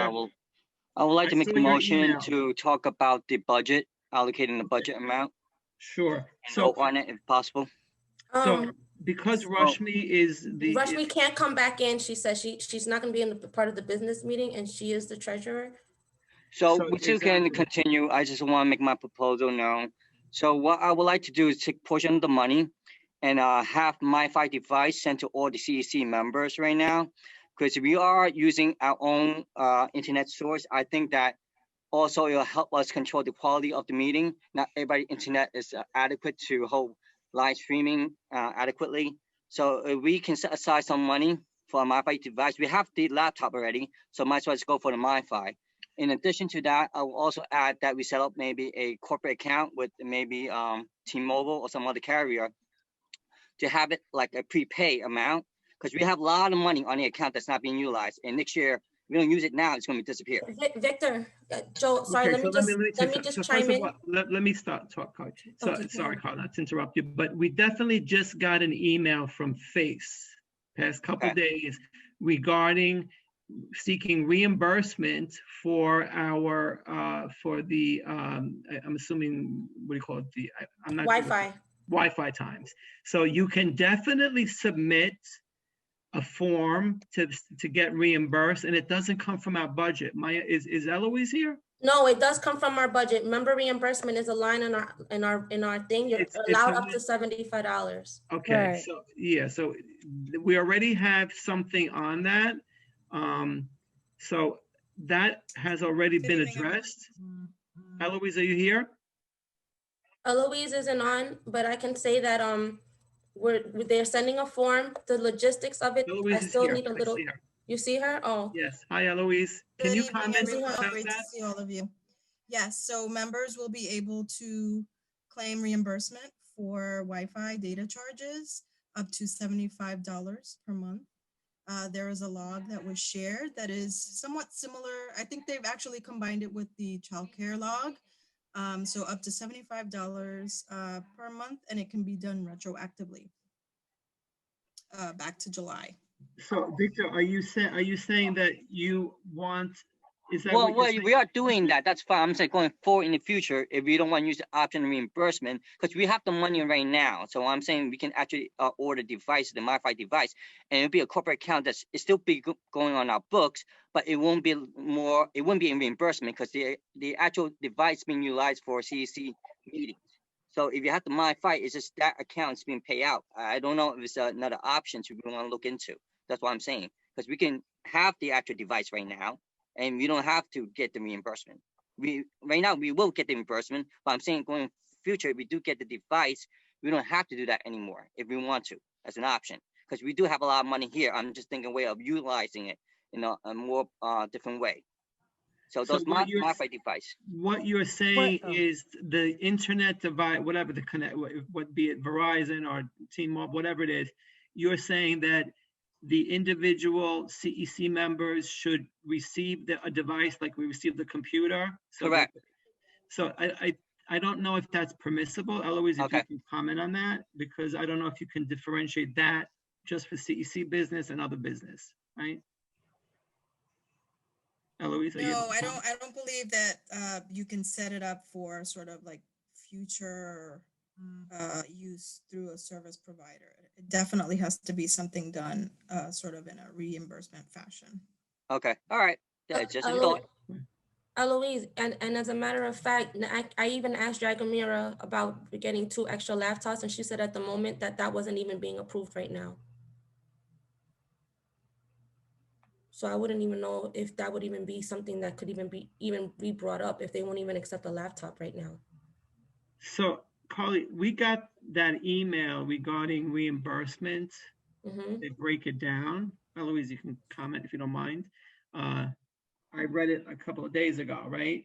So that might be the latest other than what Dragomira told you.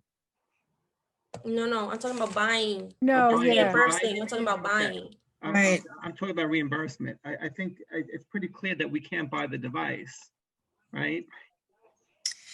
It sounds like there are sort of I don't know, let's call it a holdup through the purchasing process. And this happens time to time. I think it has to do with availability of devices through vendors. And so there are times where, you know, DOE offices are not able to purchase devices. But the reimbursements are definitely still sort of in line to be approved and, you know, and to be submitted retroactively. Okay. You understand? I have another question. Because of COVID-19, is there any way we can do it for exception to policy for carrying over the budget? And thoughts about that? Because we cannot spend most of the stuff. Most of the stuff are in person that we normally do. So because of COVID-19, there are a lot of in-person stuff we cannot do. Is there any possibility of carrying the budget over for 1 year? So I don't think that has happened. My understand that it's controlled by the state, right? Right. We are under COVID-19. I'm just asking if that's a possibility for, you know, exception to policy. You know, because majority of our money is not going to be spent that we normally do spend on events and engagement, but we're not doing that. So we will have an excess of a lot of money that we may not be able to utilize. And I'm just thinking that if we can carry over just for 1 year, it will help us for next year if we do any kind of activities. It's just a thought. Are you able to comment, Eloise, on that, or? I mean, there isn't a plan for that at the moment. I don't think there's any harm in asking. There may be other councils who would try to propose the same thing, given the fact that, you know, with certain restrictions and obviously, you know, to Victor's point, you know, not being able to be in live events, sort of hinders you from spending funds. So They might just, hi, it's Christine, sorry. They might not give us any additional money next year. They might say you didn't use your money this year and that's rolled over until next year and you don't get a new budget for the upcoming year as well. So we have to think about that as well. Well, the point is to carry over with the new budget in place. No, but what I'm saying is if there's no money, Victor, coming in from the state, if the state is in financial despair and the city is in financial despair, they might not give a new budget and they might say whatever is left over and maybe just give an additional $5,000 or whatever. So I'm just saying, we don't know for sure that we're going to get a full budget. I mean, look at the schools. The schools didn't get the money that they normally get because of financial situations. So we can't assume that we're going to get that same money next year. It's just my, Right, so better save it. So I'm a little bit confused, Carly. So Rashmi's is she not coming on this business meeting? So how do we get a report on the budget? I mean, we don't have a budget. We haven't set a budget yet. Do you have the budget? Yeah. Okay. Can you put it on the screen? Yeah, hold on.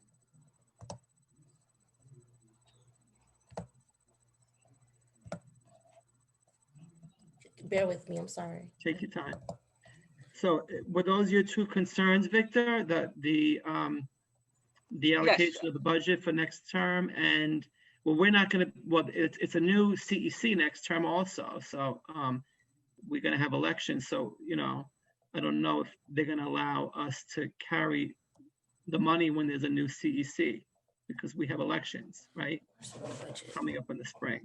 So, but that's an interesting question. If Eloise, if you don't mind, if you can find out if we can carry it over, although I don't think we can. And then yes, I will ask. If you have any questions regarding the reimbursement and you're connecting on, if you're having issues, I'm sure they'll accommodate. So this is our budget from when? From the last month? This is no, Joe, this is our budget in general. We haven't allocated money. Okay, so have this is a tentative amount. This is a tentative thing. So without Rashmi being here, I don't think we can I don't think we can really so do we're anything. gonna have to table it for the next meeting because we don't know if there were any member reimbursements submitted, right? Nothing. Everything you see here is exactly how it is. Okay, so all right, yeah. I submitted in for childcare. When? Before we start with the pandemic. This is a whole new budget. I'm talking about. What I'm saying is I still never got reimbursed from that. Okay, I'll check and I'll ask about that. But what I'm saying is this is from our new budget from September. What I'm saying is this is the 25,000 that we got this year, and we haven't allocated it at all. So I haven't submitted it into to Dragamira because we haven't discussed the budget yet. So just that I understand, Carly, I think it's from July, not September, right? I think the year goes from July to June 30th. Right, but this is when. So if Akila had something that she submitted prior to, was it prior to July, Akila? Yes, it was in March. Okay, so that needs follow-up. Maybe you could follow up with Dragamira, Carly, and help Akila there. I'm asking after July 1st, after we got this new budget, were there were no submissions yet? No. Okay. All right, so I guess we're gonna have to table that for next month when Rashmi's back, right? Eloise, if she submitted something from March, during March, that time wasn't, they weren't accepting childcare reimbursements. Will she be able to get that now? Will it be okay to will they accept that? I think we'll have to ask Dragamira. The rules definitely changed and they are more accommodating now. So I think that we could make a good case for it. Okay, I'll ask. Why don't we connect tomorrow and Akila, I'll ask Dragamira tomorrow your status and then I'll let you know, okay? Okay. Perfect, okay. So I don't know if we can have any other discussion on the budget allocation, right? unless we want to move forward. Are there any other questions regarding the budget right now? Okay, do we have any questions, comments regarding new business? So Victor, I also saw your email from earlier this evening. Obviously, we couldn't add what you wanted onto the agenda because we didn't have the time to do it, right? So if there's something that anybody on the CEC wants to add for next month's agenda, then let's talk about it now so we can try to get it on, right? You had a question regarding vaccines, right? I don't know if that is even on the table yet in New York State or even in the country yet, but is that something you want to bring to the table? I could comment on that. Okay. So Victor, historically, vaccine mandates come from the state, which is why you see the governor right now managing that. So what we would be doing in the city would be complying with the governor's mandate. So if you see any sort of mandated vaccines in order to come to school, all of that is dictated to us by the state, right? So I do know, and you know, once again, this is a pandemic, so I don't know how they'll manage it, but you know, for example, there are certain grades, I believe I definitely know it's pre-K. I'm not sure about K. I don't know if anybody has kindergartners here, but that are mandated to get flu shots, like certain grade levels. Only pre-K. Only pre-K? Yeah. So, so I don't know what they will say about the vaccine, but it would come from the state. Noted. Perfect. Okay. And when hopefully that happens, we'll address it then, right? Yeah, I don't know if they would do that in schools. I mean, like I said, this pandemic has kind of changed a lot of the ways that we do things, but you know. Well, I see the community, you know, concerned about the testing. Imagine the vaccine. I know. A whole other level, right? That's but very gonna be interesting. Yeah. But you know, I understand your point, but I guess it'll come up soon, right? Yes, so we'll wait and see. Like Yeah. this is a question. I definitely would want to recommend to you guys to continue to ask about, you know, enrollment and when enrollment is going to be, you know. So that's a great, yeah, we haven't gotten an answer. How do we push that, right? Yeah, I was just gonna say, maybe Eloise can try to escalate and get somebody from enrollment to come to our next meeting, because that we really need to get some answers with that. Hi, everyone. So before Juliana left, she tried to set up that request, and then Carly sort of took it over. And the response we got was that because they were not yet ready to release a policy, that they were not attending meetings in person to sort of, you know, provide information, because they don't sort of fully have the information to deliver at this time. So after I unfortunately did not get on the borough president's meeting, which was like a couple days later, because I forget what was going on, but there was supposed to be somebody from enrollment and to specifically talk about the admissions. Does anybody know what was discussed at that meeting? They didn't go to them either. They was They canceled. didn't? Okay. Yeah, it was canceled. Okay, I Cancel all the didn't know. meetings until Wait. they have, right? Oh yeah, so there were sessions, there were information sessions that they announced and then sort of retracted the dates. It seems Gotcha. like those dates had been set up, you know, previously, and so it just didn't make sense because they weren't ready yet to. Okay, actually so as a deliver and present. as a parent of an 8th grade student, it is now December 2nd, right? Or the 3rd, what's today? Whatever today is. Almost. Normally, December 4th is D-Day for submitting your applications for your high schools. So at this point, we have no guidance, we have no nothing. How can FACE facilitate putting pressure on the chancellor's office to make sure that we get information out to our communities need to know? I mean, we, you know, it's like around the corner. I mean, before you know it, it's January already. I'm also thinking that Carly can just continue to ask, right? So what I do know is because in the past, you guys have asked the question. So Mabel and I will escalate through OFDC. Carly can continue to escalate, and Eloise can escalate through FACE. So this way, everybody will know that, you know, we want answers. 25 would like to have somebody come when they're available, right? Like as soon as they're doing it. And I know last time enrollment did do that, right? When they first presented the proposed changes to, right. They were one of the first CECs that they came to. Yes, and Nadia Chada, who is the contact that I spoke to, she committed to, you know, to coming to CEC 25 once it was, you know, ready to be rolled out. Okay, it's just, you know, we're getting, you know, my son middle school, I have parents that are literally having panic attacks. I don't know if my principal's still on, if Renee's on, but literally parents are having like full-blown panic attacks. I have one parent who texts me like 3 times a day about it. Like, I mean, and Christine, I understand it's nerve-wracking, but like kids will get to high school. Do you know what I mean? no, I get it. I mean, you know, for me, I understand, but and kids won't be penalized because of the delay. Like, No. I can tell you that. But you know what it is also too, as a parent, we have to try to maintain some sort of normalcy for our children. So Yes. this year, you know, let's be honest, it's We're not far doing from good. normal, right?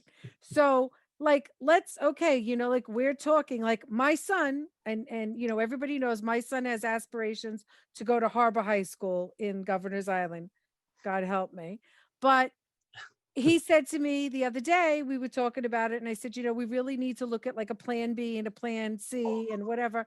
And he said, it doesn't matter. I'm going to be doing it remotely from my bedroom anyway. Out of an 8th grade. I mean, like next year, thinking next year. Right. This is, you know, it doesn't matter where I go to school because I'm going to be right here doing it all over again. So that really, you know, was upsetting. So that's all. I understand your frustration, but this is okay. not something that is exclusive to our district. This is across the city, the state. This is everywhere. Right. No, I get it. And I just, you know, I just wanted to keep putting the pressure because like I said, I have parents at my school community. Absolutely. And look, time is flying. Look, the next meeting is January. I have a feeling, I know middle schools will not be back to school. So that's another issue. February, we have our town hall with the chancellor.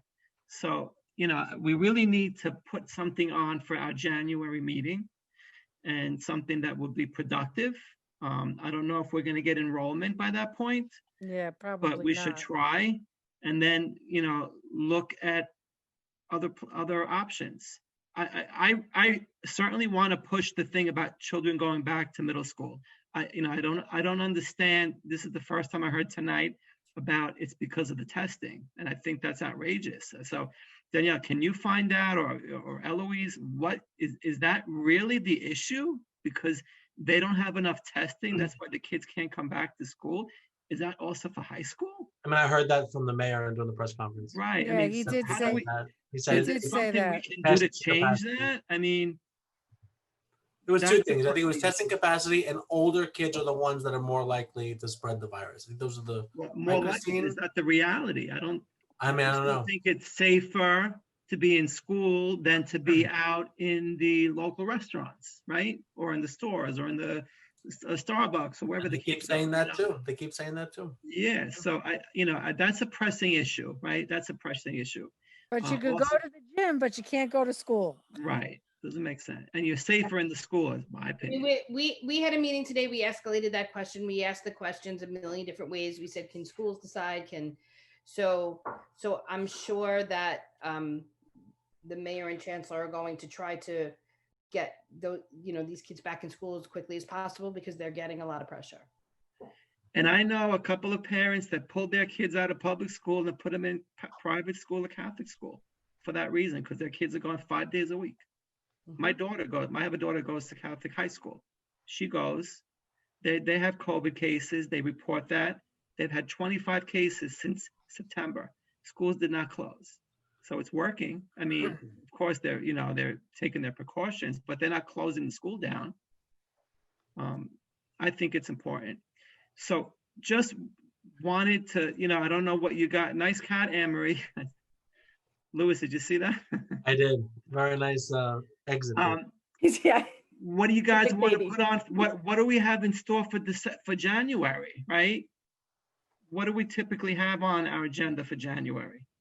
Isn't that the month where they come and talk about SCA? Doesn't SCA come in January or February? Well, Akila, Akila, you on too? You on? Yes. So, I mean, I know that you've brought this up several times. I mean, maybe I could reach out to Executive Superintendent and see if we could do something regarding special education and remote supports and instruction. I can see and if that's a possibility, for parents, because, something that you say is like maybe parents don't know about certain things. So I could look into that with. That's a good point. That would be great. Because we don't know how many students are not getting the services and how many parents don't know who to reach out to get the services.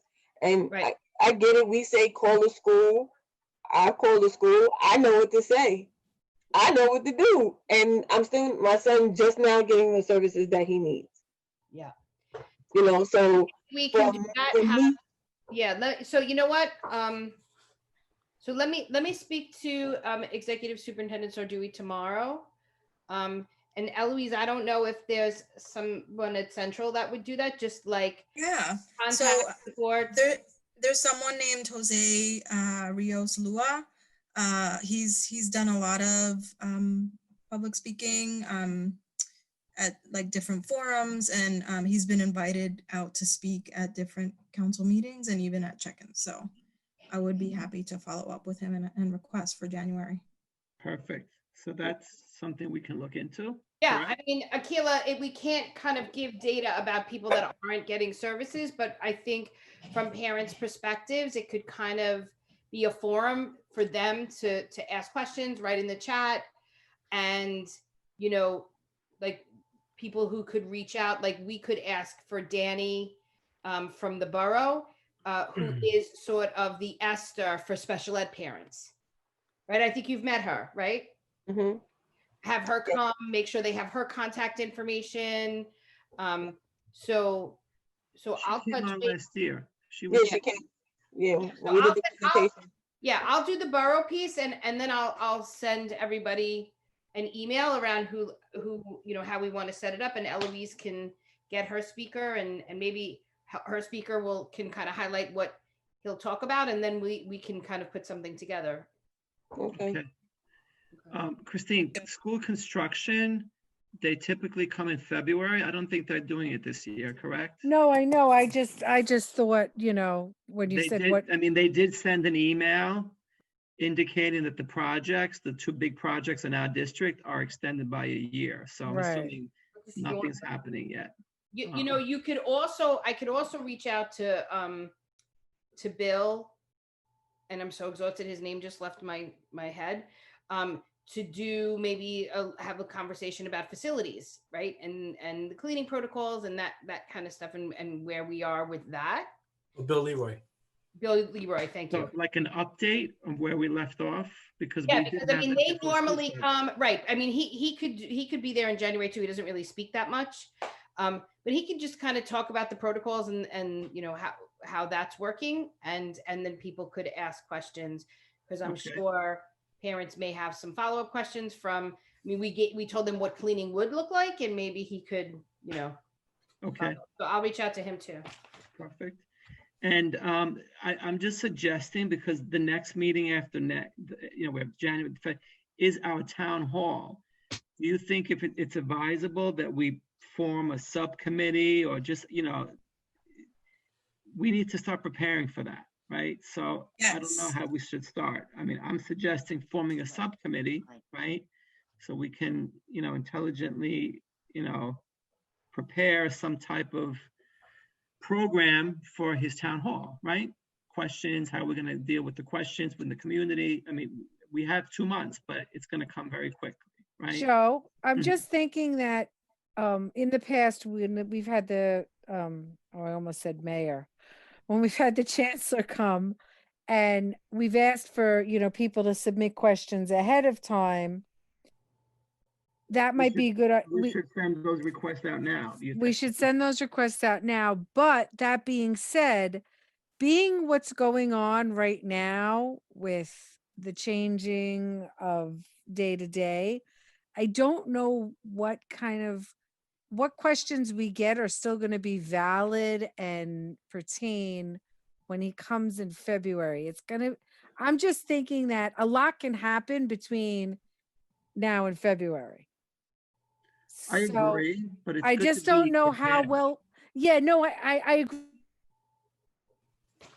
Sorry, I don't know go ahead. how well prepared we can be Right. when things might change. So I don't know what I'm just talking, out loud. I'm not sure how we can. I'd like to try to come together and figure out how we can prepare for how to address those changes as they come up prior to him coming. So if we form a subcommittee, go ahead. I'm sorry, Carly, go ahead. I want to ask Eloise, if you guys, and then whatever you guys do besides that, but I just want to ask Eloise a question about sort of like the logistics of how they set that up, because I mean, do you guys control the platform on that night? Great question. Yes. So I'm glad you're talking about this now, because the sooner you get started, the easier it'll be as you get closer. We are continuing to work with a vendor called Learning Times. They've facilitated all the town halls, this past calendar year, as well as a lot of the public forums. And so they would, sort of drive the technical piece, but the council would have an opportunity to have a check-in with them to sort of talk through all the logistics.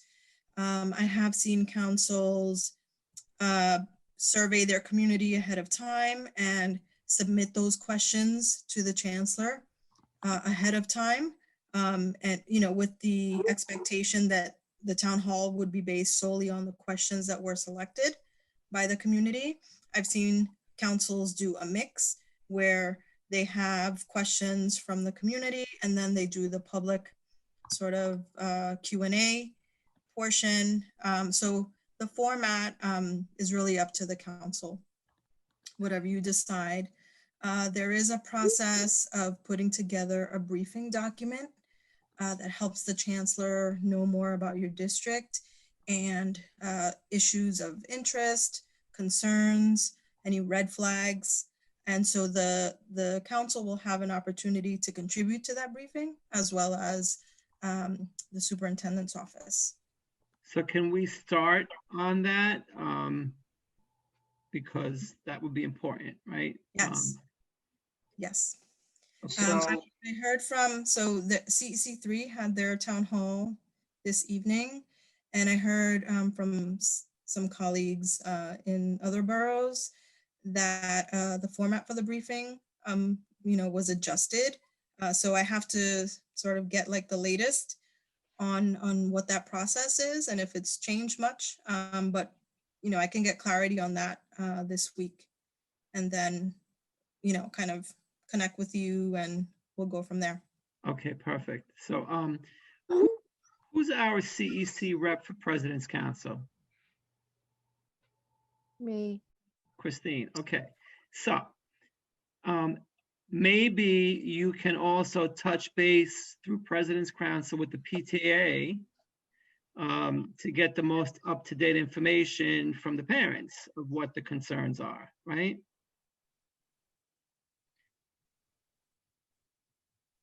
I have a question for Eloise. So Sure. since we control the platform, I've been to other seminars where they have like a polling questions. So basically the host asks some question and they poll and the audience respond.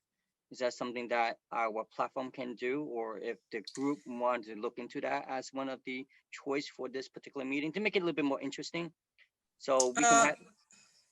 Okay, so just to clarify, so the council won't control the platform, the vendor will control the platform, Okay. but the council will control the format, whether it's sort of like predetermined questions that are submitted ahead of time, and or, you know, asked on the spot by the council, and or a combination of that and public sort of questions. I have not seen any of the town halls use a polling feature. And usually there's a Q&A that's reserved for like topics that people want sort of resolved, you know, toward their participation.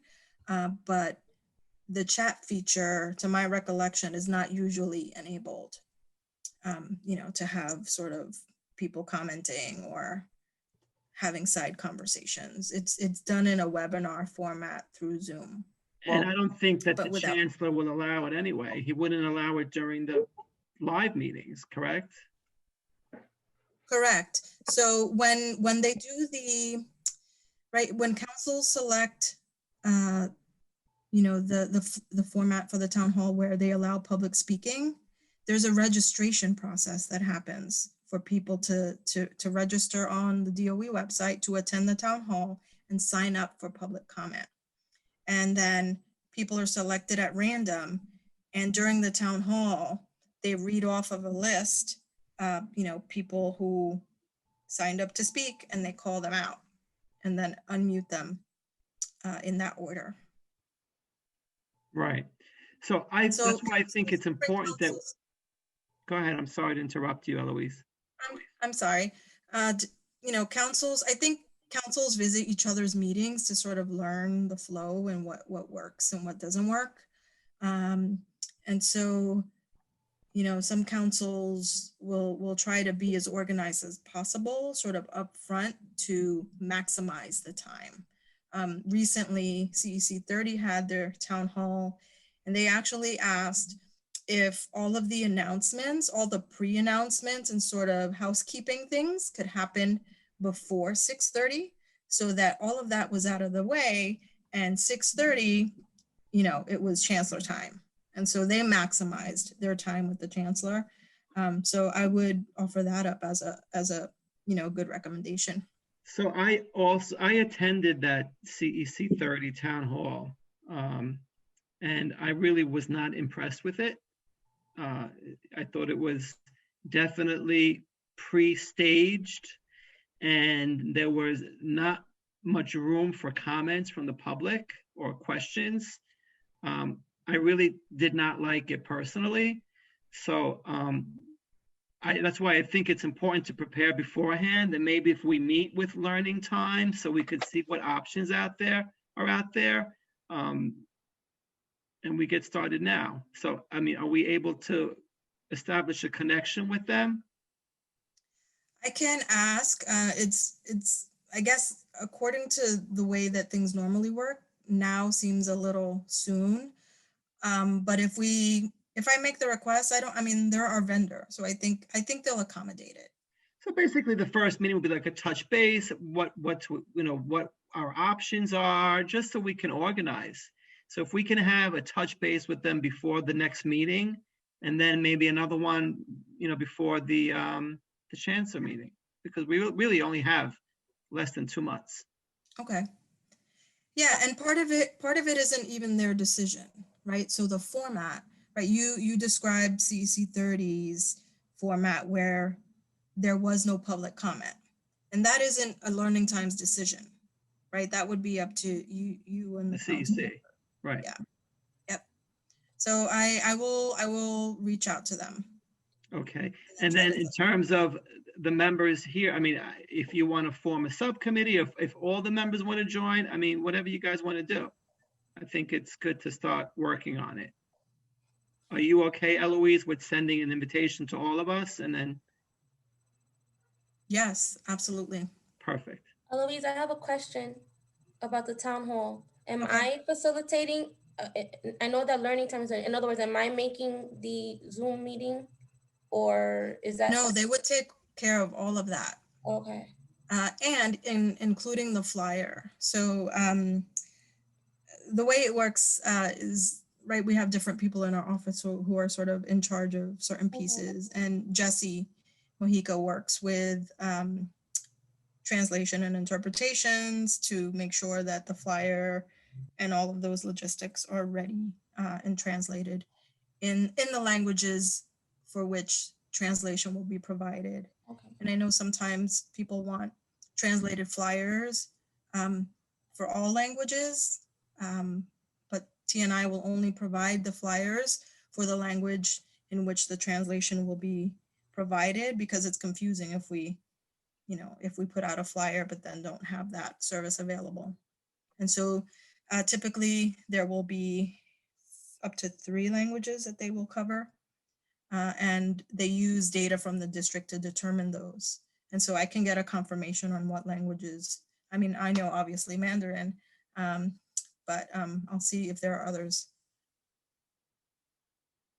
Perfect. Understood. Okay, so invite to come on town hall prep, just for like the committee, and then, or do you mean learning time specific? So I'm asking my fellow members, what do you think? Do you understand? Did I freeze? Eloise, can you repeat what you said? I'm sorry. Oh yeah, sorry. So I know that I am to send an invite to initiate a conversation. For clarification, is that for the committee to discuss the logistics and planning? And then separately, another invite once I connect with learning times? So potentially 2 meetings? That I would like that. I'm not sure about the other members. Do you understand? Yeah, I think 2 meetings is good. Yeah, I'm in agreement with that. We need to know, what our options are, and then we need to get back, from that point. Okay. But we appreciate that, Eloise. Thank you. Yes. If my they pleasure. can, right? And then if everyone's invited and who doesn't show up, we'll just take it from there. We'll deal with it at our next meeting. Okay. Okay. Yep, Is there will any do. other business that anyone would like to discuss? I have a question. Go ahead, Monica. It's just a suggestion. Do you think, would it be easier to do the business meeting at 6 so it won't go so late? I know these are long nights. I don't know. I don't know. It depends on the timing, right? Meeting. So like that we have some structure, like, okay, it's gonna be 1 hour. Exactly. And then it comes to our public meeting. I'm open to that if other members are ready, but I'm not sure if everyone can come on at 6. I think this. The problem with that is, I like your idea, Monica, about being it structured, but as we saw last time with our check-in, things happen and the meetings go awry, and then we're running to our meeting because our, first meeting is running overtime. Yeah, that was bad. Just gonna say. Well, okay, so I'm hoping as a parent here that I am volunteering my time that will never happen again. Because, honestly, we're all here trying to work together instead of against each other. So I felt like that meeting, we shouldn't even ever talk about it again. And we just concentrate on everything else that we need to focus on. That's my. Yeah, I believe it was a complete distraction, but it kind of set the tone in a bad way. But I'm surprised that our special meeting worked out well. So we were all professional enough to, put whatever happened aside and work as a group, which is phenomenal. And I thank you everybody for doing that. But, I understand what Christine's saying. And, you know, our meetings get really lengthy. It's not like we're meeting in person, we have the time limits, but I try to limit, you know, the speaking. I can be a little bit more firm in, you know, the comments. Is look, you comment only one time, you ask questions one time, because we're not going to be on here for 4 hours. And we can just basically say, look, the calendar meeting is going to last 2 hours and not a minute more. And we have somebody, you know, time it that way. And then we can do the business meeting, you know, half hour after that. Or we could do it the other way, you know. What if like on the CPAC where they have that timer and there's someone literally cutting you off, even if you're mid-sentence? Right, yeah, the host actually mutes you. Right. Whether you have a point, whether you're saying your goodbyes. I mean, or anything. it can be problematic because people might consider that, like, you know, we're cutting them off and we're being rude. Correct. Well, definitely, but if you're doing it to everyone across the board, there's no, right. you're making special. Unless I don't know if we could like just not have actual guests, not have, I don't want to say guests, not have people make comments that they just type them in the chat. I mean, then we ignore them and they get A upset. lot of CECs don't have chats. We could do away with the chat. That's another option. Because the chat could get out of hand if someone really got angry. There's no way to stop them. Yeah. Victor, you had a comment? No, I like your idea about timing the meeting from 7 to 9. If we kept a time, we can try it out, kept a timer, and just so that it's let's see, visible to everybody that we are 7 o'clock, and there's some kind of control of timing that's running somehow, so that people are aware that there are, you know, we have only so many minutes left of the presentation, or so many minutes of speaking time, I guess. Yeah, we need to manage the time a little better, quicker. So the chancellor gives what, 1 hour for a town hall? We need to limit our meetings to, you know, we have to figure it out, you know, we start at 7, we need to finish by 9, right? The way Let's it was. do like the Grammys. They put the music. We could start. You can try. Next. You can try. I mean, you know, and you can make a point in the beginning that when you hear the music, time's up. You know. Yeah, just like we can Right, also or you have like 10 limit. seconds. We don't have to do 3 minutes. We could do 1 minute. We could ask one question per participant, right? So this way it'll move quicker. We can do that. Definitely should do that with the chancellor on. There's probably going to be a lot more Well, with parents. the chancellor, it's going to be all, trust me, it's not going to be live. There's not going to be live. I don't think that's even an option, right, Eloise? To have a live chat. It'll get out of control. Live chat on the town hall? No. Yeah, not going to happen. No. Yeah, it's probably gonna, there's gonna be no live interaction, I would guess, with the chancellor. It's gonna be questions that are presented ahead of time, and that's it. Or there could be questions asked during the town hall, right? But people would have to pre-register to get on the list, and then they pick that random. And then, you know, they would call on a name and then unmute them, and then they ask. And that's what happened at District 30, I believe, but it really went so quick. I think he only answered like 3 questions. 30 decided to ask all their questions, or the CEC. They surveyed the community and then gave those questions ahead of time. So like the chancellor was prepared to answer those specific questions, and then they asked them, you know, the members asked them, but essentially my opinion, it was very staged. There was one question, then it was a 15-minute response by the chancellor that had nothing to do with it, right? So, you know, it wasn't a good meeting for me, the town hall. That's why I wanted to meet with them and see what our options were. Okay. Okay, so we'll try. Monica, I like your point. I don't know if anyone's open to start the business meeting at 6 o'clock. I won't be able to make it. I barely make it to 7. So, I mean, at least for January, I am going to try to really limit the time. And if you want, Monica, we can talk about, you know, advising me how I can stop that. But I would suggest let's get someone's time, you know, maybe mute them and, you know, make an explanation. Look, we mute them. need to keep them short, right? It could be like disaster like last time. On the screen. Yeah, that would be nice. Yeah, share a screen with the timer on it. Yeah, we can do that. Are we able to do that, Carly? Do you know? I can try. Okay, yeah, let's try it. We can practice before then. So, other than that, is there anything else? Motion to adjourn. It's 11 Second. o'clock. Second. Okay, so Christine and Victor, guys, happy holidays. Well, Happy holiday. maybe we will speak beforehand. Eloise, you let us know. Yes. I'm wishing a great new year. I need a new year. We need a new year. We all Exactly. do. We all need one. Okay. All right. Thank you, everyone. Have a good evening. night. Take Good night, care. everyone. Bye. Bye-bye. Good night, everyone. Good night.